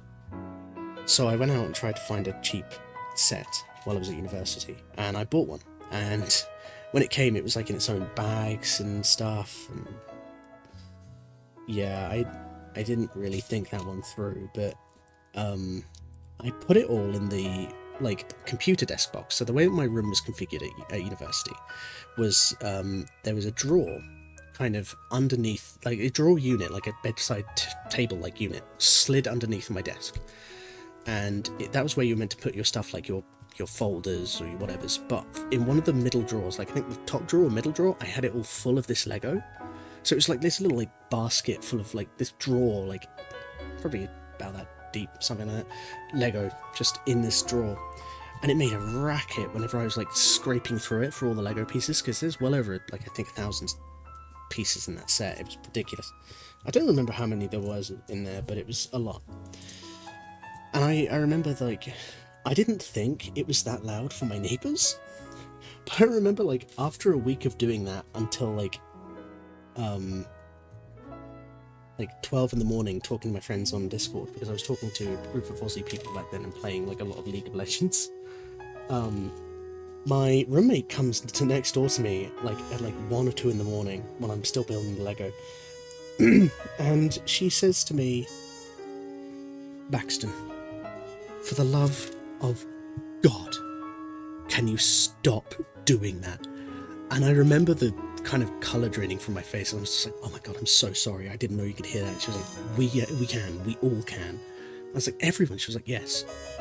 So the rattling of my Lego was keeping my roommates awake, and no one could tell me, because like I didn't join any of the WhatsApp groups. So eventually, like, I was genuinely really embarrassed. I bought them. I think I got them all like a chocolate box as an apology, and we didn't talk about it again. But yeah. After that, I kind of put them into a bag instead, and I didn't actually finish the build. We got like halfway through, I think. The music's a little loud. Let me lower it a little bit. So I was playing. I never finished the build of it, unfortunately. But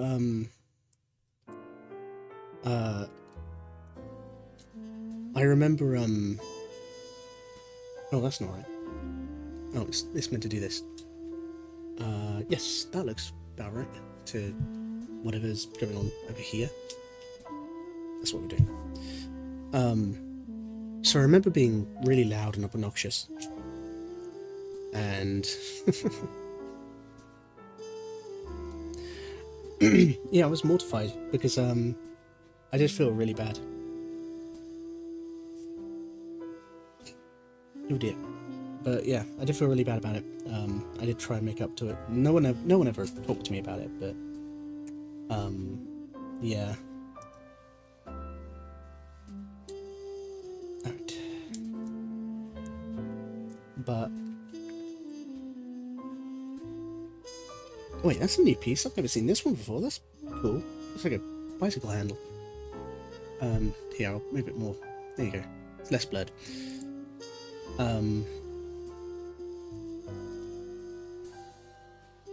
Never did find that kit in the end. I don't know what happened to it. It might have been, it ended up in the attic, in my old place, or I don't know, but I never found it again. It really sucks, because I kind of really want that Lego set back. That'd be a really cool build, I think, the UCS Millennium Falcon.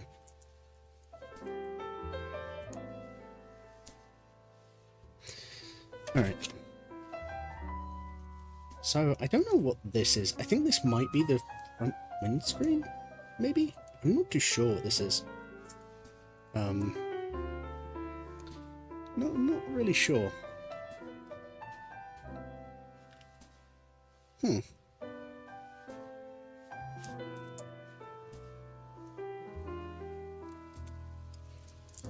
Oops.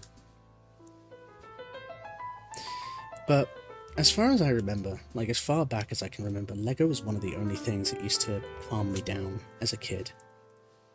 It was actually so well known that it was one of the only things that calmed me down, because I was a pretty bad kid. I had pretty bad ADHD as a kid, so I was very unruly in classes. But yeah, back when I was a kid, you know, having ADHD in classes was kind of like, you know, no one really understood or cared, so a lot of the teachers were frustrated having to deal with me, and you know, I was just a nightmare to deal with, and I understand that. But right, we're done with this piece. Look at it. One of the things I remember actually was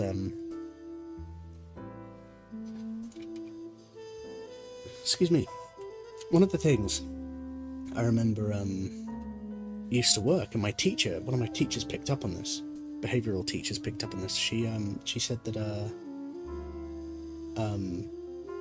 I was calm when I did Lego. So I remember, oh shit. There we go.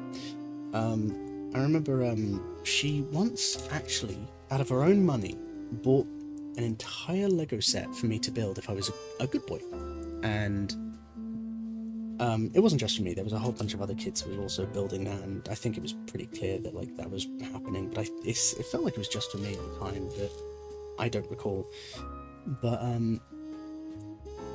she would she would reward me if I did my homework by just, you know, giving me you know, Lego to build. So whenever I was really good and they needed classes where people had to be attentive and, you know, I was being a little shit and being loud and obnoxious, they would just give me the Lego to build.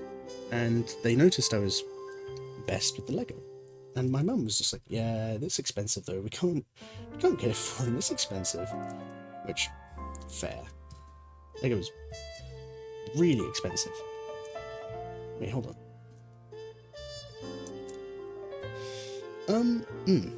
Hang on a minute. Have I messed up here? No. Hang on a minute. That's fine. Oh. No, I have messed up. It's not meant to be red, it's meant to be black. I don't know why I thought it was red. Odd. But I don't know, I just remember,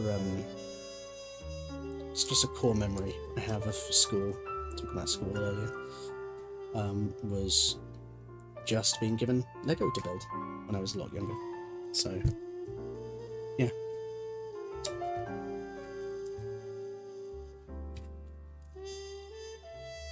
Right, another one of these. And I'm going to need one of these, one of these.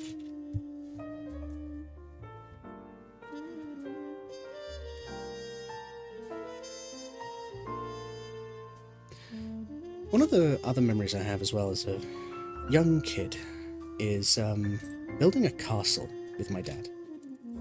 And we used to, I used to have this, like castle that used to slot together like little pieces. I don't remember if it wasn't Mega Blocks or anything like that, but it was like this modular castle pieces. And I remember my dad and I used to sit down and build a castle. One of the things my mum was telling me recently, I say semi-recently, was she was trying to watch Titanic with my dad once. And they were trying to have this whole, like, you know, romantic movie night. And they were just wanting to watch, like, you know, Titanic. And my dad got so bored, and I was still awake, so my dad just built a castle with me instead. And it's just like, wow. It's such a goofy memory. My mum wasn't best pleased, but it's still a funny memory to have.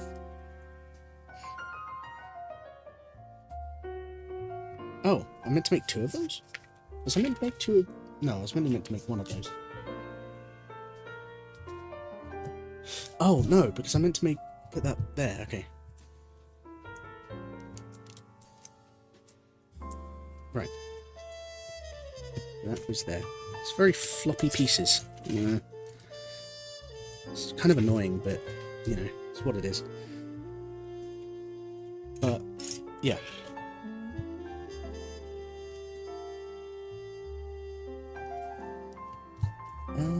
What else do we need here? 2 of these. It's fine. We can make 2 of those. But yeah, my mum wasn't best pleased. But on the other hand, it did build up a core memory for me, so worth it, I suppose, in the end, question mark?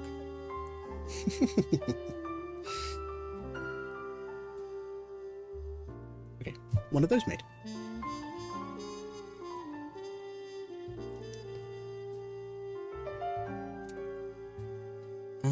Now we need another one of those. Or 2.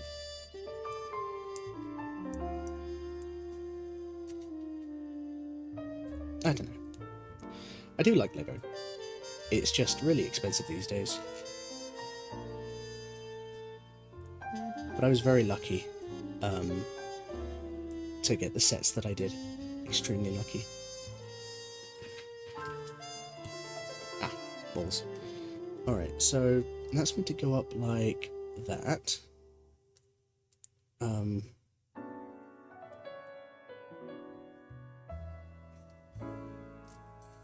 Okay. Nope, wrong way. So I'm assuming... like... what? Oh, hang on a minute. It's meant to be put in like this.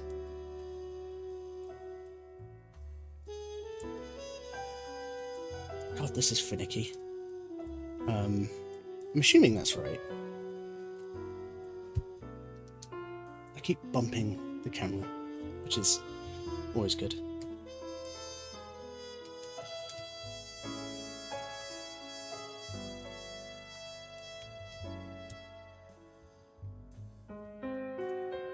There we go.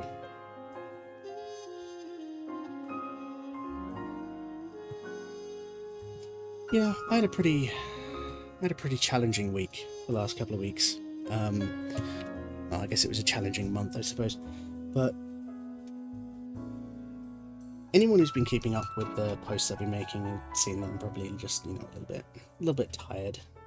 There's been a lot that's happened, and my life hasn't really been letting me smell the roses rather, not smell the ashes. But it's mellowing out now. For a little bit, I actually didn't like streaming. It was, you know, I just didn't have the heart to do it. But I had a good friend sit me down, and they told me, I actually miss your streams. I've been kind of looking forward to them. And I had a moment of going, really? I mean, yeah. Why don't you do them? I was just like, I just didn't think of it. But, you know, it gave me some motivation. And then I got sick. And the being sick kind of made me motivated, specifically as well, because I couldn't do anything.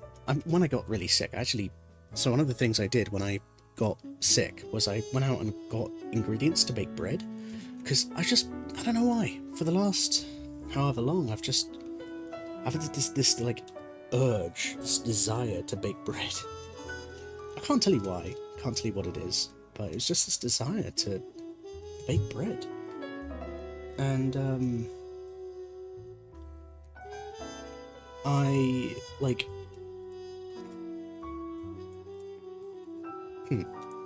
hold on a minute. How is this meant to go in?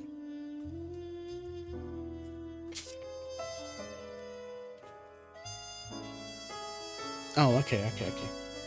So I just had this desire to bake bread, because I've made bread in the past, and I really wanted to do it again.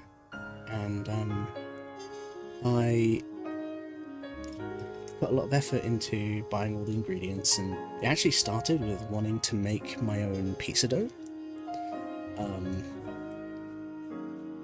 And that's kind of where it started, but I bought all the ingredients to make pizza, like, you know, the sauce, the cheese, everything like that. And I was just like, you know what, with anything else left over, I'll just make bread. And I did.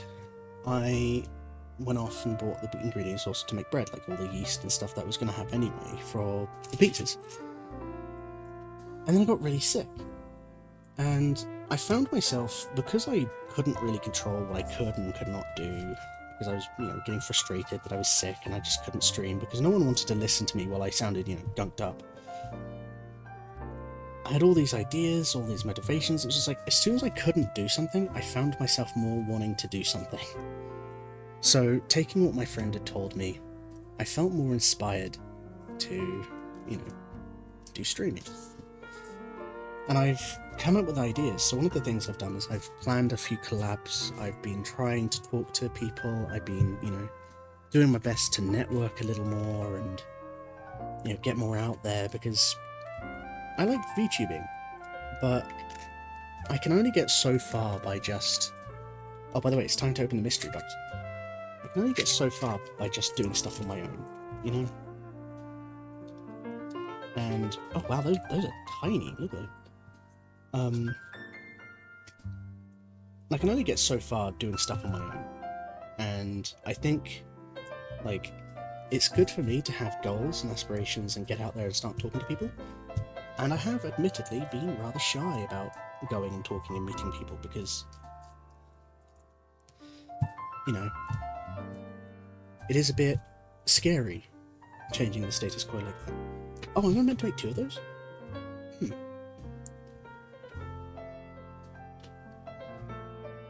tell you what, give me a moment. Okay. Let's make another one. If we're meant to make 2 of those... Really? Goodness. 2 of them, yeah. We're meant to make 2 of those. So I found that I was more excited to make stuff when I was denied the chance to make it. So it's the first moment I could and I felt better, I made bread. I don't know why it was compelled so badly to make bread, but I just was, and I made 2 loaves, actually. I made one using just the basic recipe off the side of the packet of the strong white flour that I bought, and then I made one from Binging with Babish, who's a guy I typically do whenever I follow recipes. I typically do Binging with Babish. It's just easier that way, but I followed his recipe for bread, and I didn't realise that I had to use plain flour or all-purpose flour. I'm pretty sure are the same thing. So I used strong white flour, and that was my first mistake. So it raised pretty well, but I think because of all the gluten network, when I punched it down, it was kind of done there and then. I should have really put it in the oven, perhaps, but the downside was that, you know, I also the other mistake I made, rather, not the downside, I should say, the other mistake I made is just, oh, let's not put you on yet. The other mistake I made was, not putting it in for the right time. So I put it in the oven for 25 minutes, and the outside looked done. It was actually burning. It's because I had it too far to the back, and I should have pulled it forward, specifically. And I should have left it in there for about 5 more minutes because the bread didn't set up. So I think if I make bread again, and I do it that method, I'm going to have to use all-purpose flour and try that method again for the best loaf. Otherwise, it was a lot of fun. I actually had a lot of fun making the bread.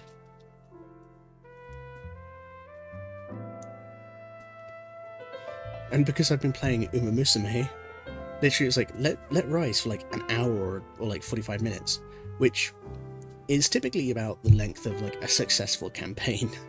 So I would go and take the bread whenever it needed rising, and I would just, because it's getting colder here in the UK, I would leave the bread in my room near my computer, covered of course, just to get more like ambient heat up around it, while I played Uma Musume, which is, yes, slowly consuming my life.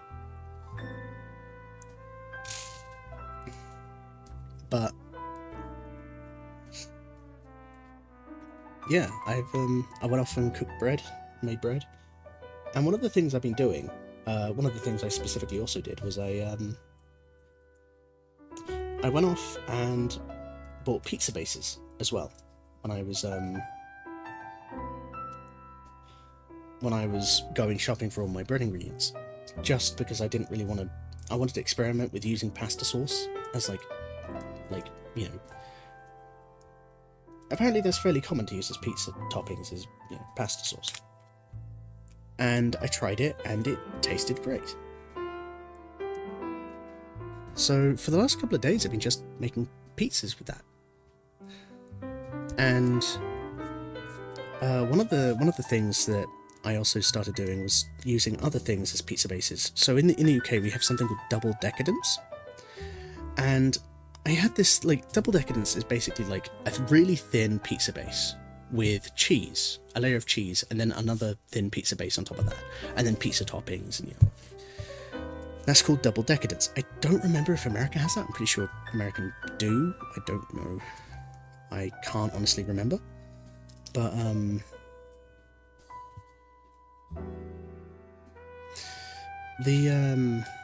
I had this theory that the way to make double decadence was just, you know, tortilla wraps. So I remember one time in university years ago, I tried doing it and it didn't work out right, and didn't try it again. But recently I was just like, you know what, I'll try it again. So I tried double decadence, and I tried putting the cheese, like literally like shingled, pre-sliced American-style cheese, in between some bases of tortillas. And I put my own pizza stuff on it and all the toppings and stuff. And to my surprise, by just using tortilla bread, pizza slices, just tortilla bread and the cheapest cheese I could, 1-to-1. It was a 1-to-1 identical match. Now I brought bigger burrito wraps now to try it again at a bigger scale, because I used brioche wraps for that, and I'm not sure if the brioche wraps helped contribute to the flavour. I think it might have done, but I'm going to experiment with that at some point. Because, I have all this stuff to make pizza sauces and stuff with pizzas. I might as well experiment a little. Riveting, I know. I live a fascinating life with pizzas and all this stuff.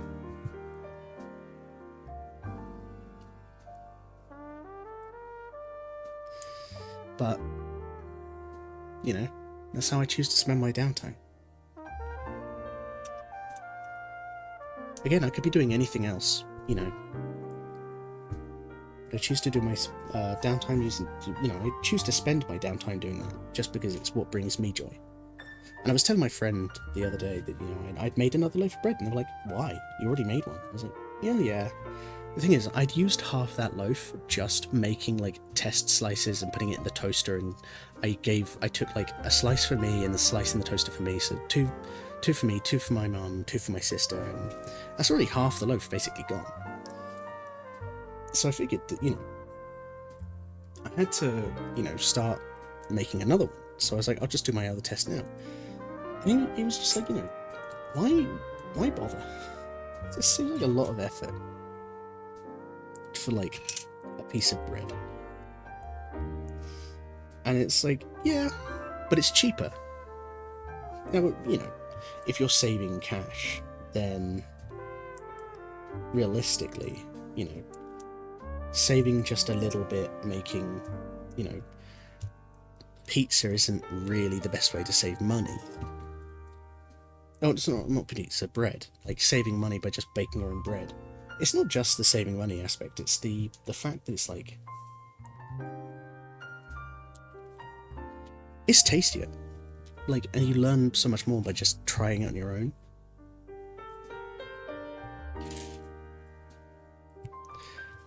Seriously, try baking your own bread, it might surprise you. It's not that hard, at the end of the day. It sounds intimidating, because it was intimidating for me, I know. It was, intimidating for me to just start making my own bread. And just being like, oh, just make your own bread, it's really easy, trust. Sometimes that's not really the best indicator, but trust me when I say it's, like, stupidly easy. And even if you mess it up, like I did, where I didn't leave it to bake all the way through, I still ended up with a perfectly viable loaf that I still use to make sandwiches.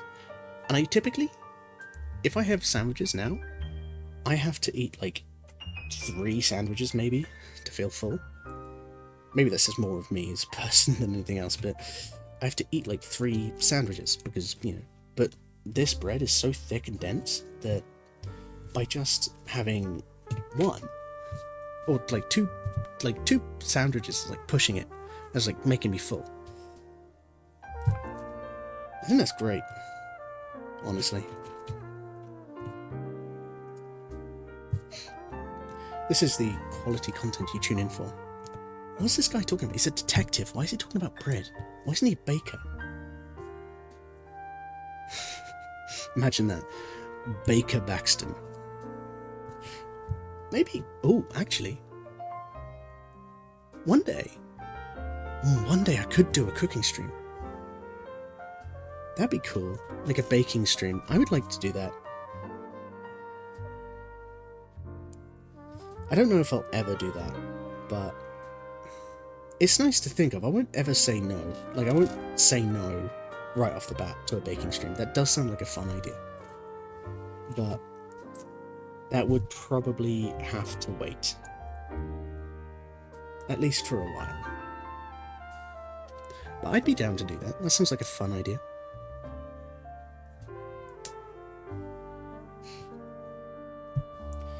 Okay. Now we do this again.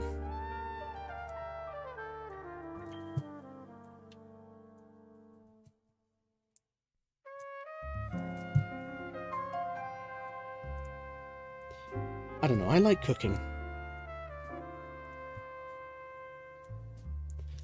I enjoy cooking a lot. It's not even just for myself either. I actually really think it's zen. I think it's zen, and I love cooking for people because it's such like a well, I was gonna say love language. It's not why I do it. But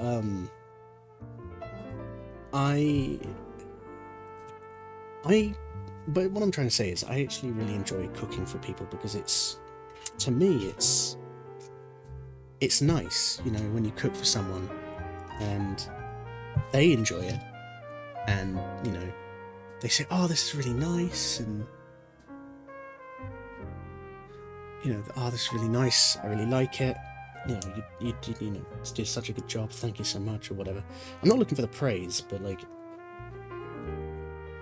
knowing that I've cooked for someone else and they've enjoyed it is actually really nice.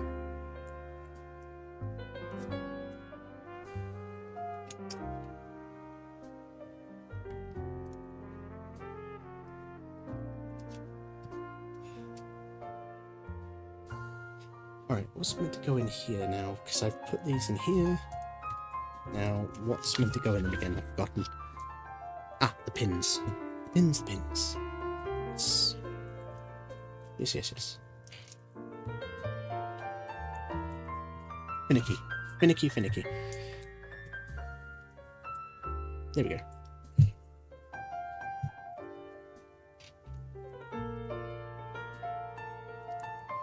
Yeah, just look, cooking for people. It's enjoyable. It's like your own little slice of, you know, you get to do whatever the hell you want to. And, you know, there is something really nice when someone's like, I have cooked for people in the past and they've said, you know, they've sometimes said not so nice things about it. And they've also, like, I've also had people just like, oh, this is the best thing I've ever eaten. You really know what you're doing. And deep down, I'm like, yeah, I feel really good. And then the other part of me is just like, oh, I just followed a recipe. You know, can you really say that you did a really good job cooking? If, like, you know, all you did was follow a binging, I was about to say binging with Bambish. So usually how I say his name, binging with Babish. But you follow a binging with Babish recipe. Have you truly made it? It's like, oh yeah, you've used your skills to make it. There we go. Now we can connect this to the main body. I don't know how. I think... There we go.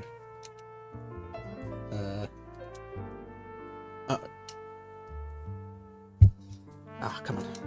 This is finicky.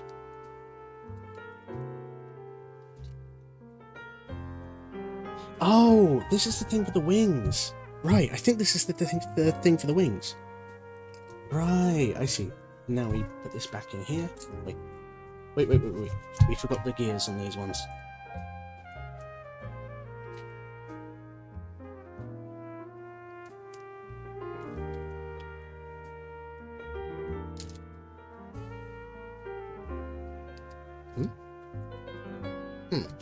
Ah, there we go.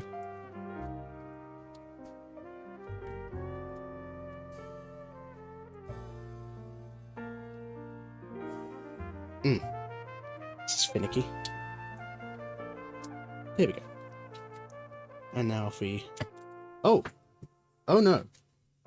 I was pulling it the wrong direction. What?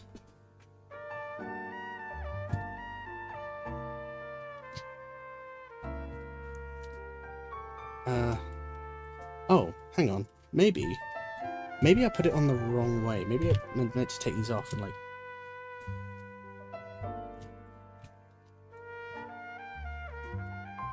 Oh.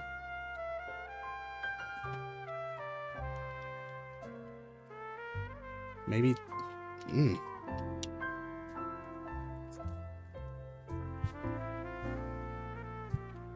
Alright, so this is meant to go like this. No, it is meant to be put in like this, with the arm to this section.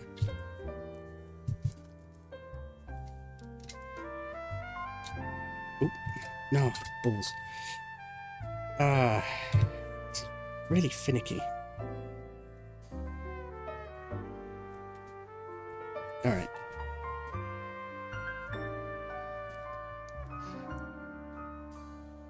There we go. And put this over here like this. I love it, God, if I have to do that again. There we go.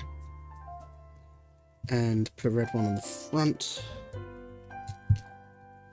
See, your thumbs want to naturally push this in a specific way. But you do that, it comes off. I think I missed a few, like, things, but it's fine. Alright, we need 2 of those, so let's put you down here.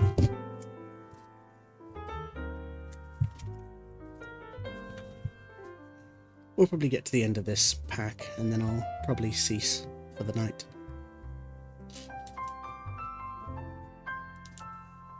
Just because, well, no, we're not meant to do that. Oh, well, actually, no, we are meant to do that. 2 over there, thank you. Happy accidents. My throat is getting a bit sore, and I don't really want to leave it too long. It's already 10 o'clock. I did start kind of late, but we'll get to the end of this, and we'll separate it. Can't have too much of a good thing, and building Lego is kind of my comfort. So, yeah, I don't want to waste my comfort in one day. As much as I really want to. As much as I really do want to.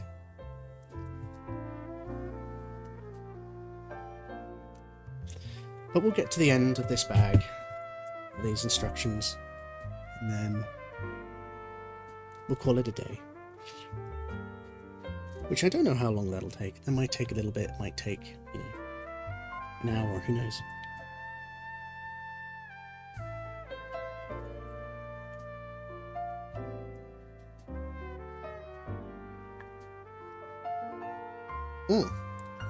Oh, I meant to turn that upside down now. I was about to say. I am also getting a bit tired. Tired from building Lego? Yes. It's possible. Supposedly.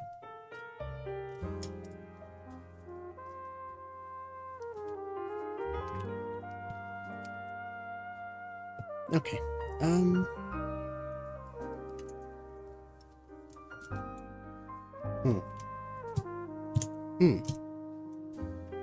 Hang on a minute.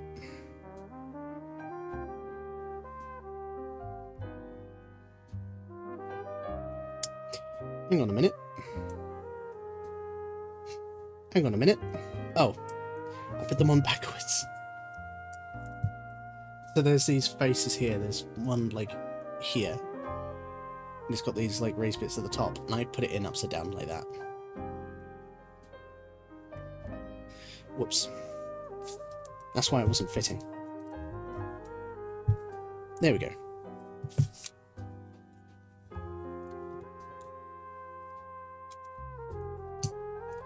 Okay. Awesome. You can really tell that I've somewhat run out of steam.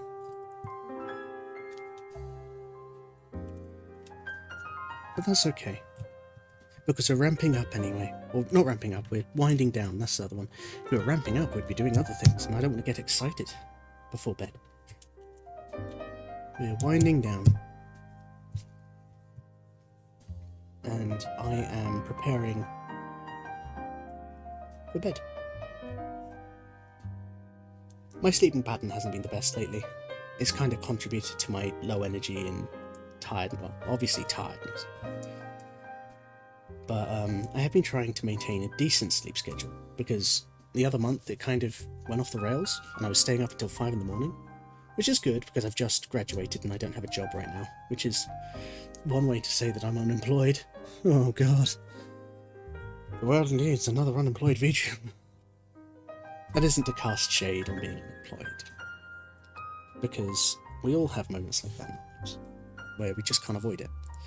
I'm in the very beneficial place right now that I can be, because I've just graduated. Wait, what am I doing here? Alright, so... Wait a minute.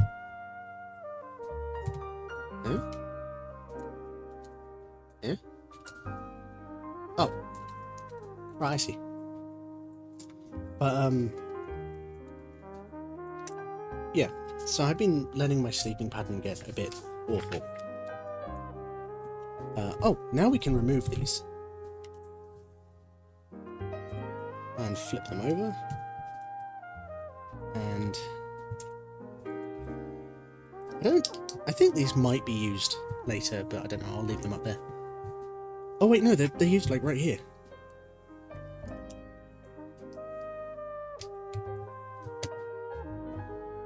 I actually have to start building this on the table now.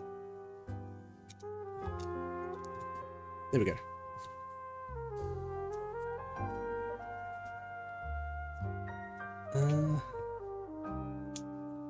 So I can now just stay up for as long as I so want to.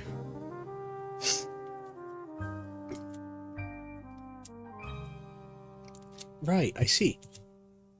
Yeah, it's probably for the wings. Or no, not the wings. Not the wings. The wings were the third film. These are for the wheels. Right. I see. Right, now we're on the last little bit. But I was getting messages from my friends basically saying, you know, you're still awake? I thought you'd be in bed. I'm like, I thought I'd be in bed. As a chronic sufferer of insomnia, you just learn to deal with it.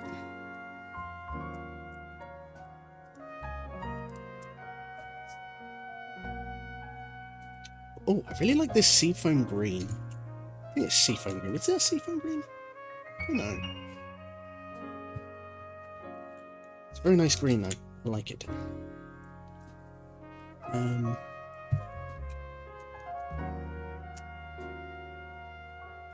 we have this. These two over here.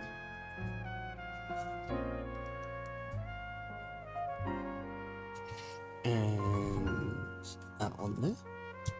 There we go. Awesome. And this goes on the back here. There we go. And that's the back of the DeLorean. Oh wait, no. I missed out two important parts. So this goes here. In the middle. See that? And goes here.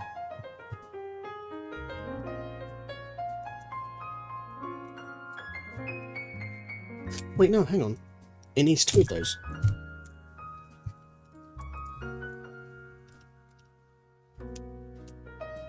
Oh.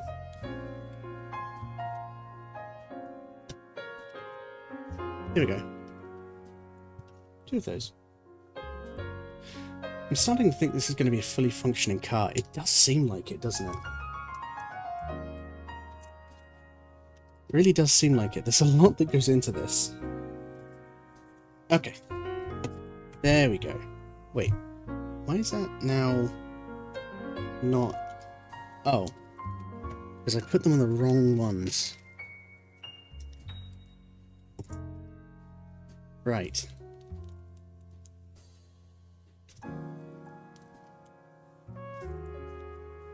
I put that...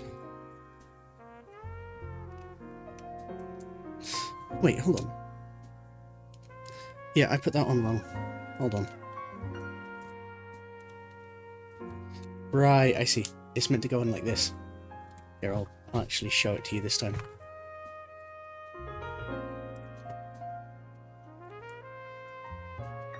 Oh god, I can't get it in the hole. Oh, there we go. Ah, perfect. There we go, and it's mostly solid. And there we go. Bag 4. But all good things must come to an end. I've been doing this too long. And my back hurts. Oops, I've just dropped a piece of Lego on the floor. Oh dear.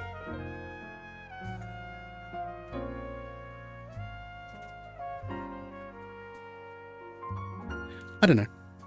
Still, it's pretty good. Yep, this is going to be a pretty big car, actually, all things considered. It's going to be pretty big. I think it's, yeah, it's going to be decently sized on the shelf. Hi, Grape. I'm really sorry you've turned up right at the end. But thank you for joining me regardless. My back is really starting to hurt. My throat is starting to go. But I had a lot of fun today. It was nice just to talk, yap, and be free, just to build. I like it. I like this feeling of just, you know, being set free in kind of my own streaming world, and I don't have to worry about much, if anything.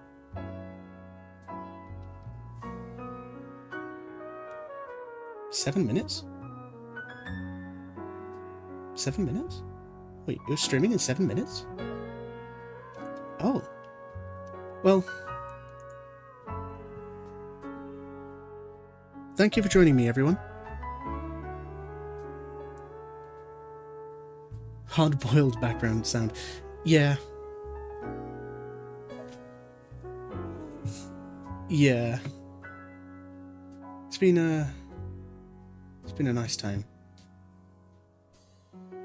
Now I'll stop my stream. Are you deciding to scone?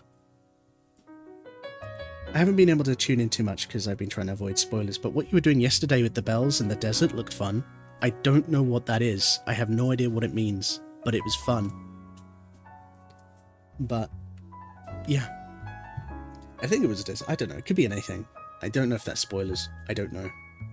Regardless. I'm going to end. This is a little notice. If anyone here wants to, go watch Poppy Iolite stream Skong in about 7 minutes. So, yeah, I'm going to wind this down now. Thank you for joining me. It's been a lovely time. I'll do more tomorrow. Oh, maybe not tomorrow. I'll do more next week, most likely. It does mean having to stare at these Lego bricks a little more, but I'll do it all next week. So yeah, thank you, and I'll see... Wait, hold on. No, wait, I have an outro. I'll be back soon.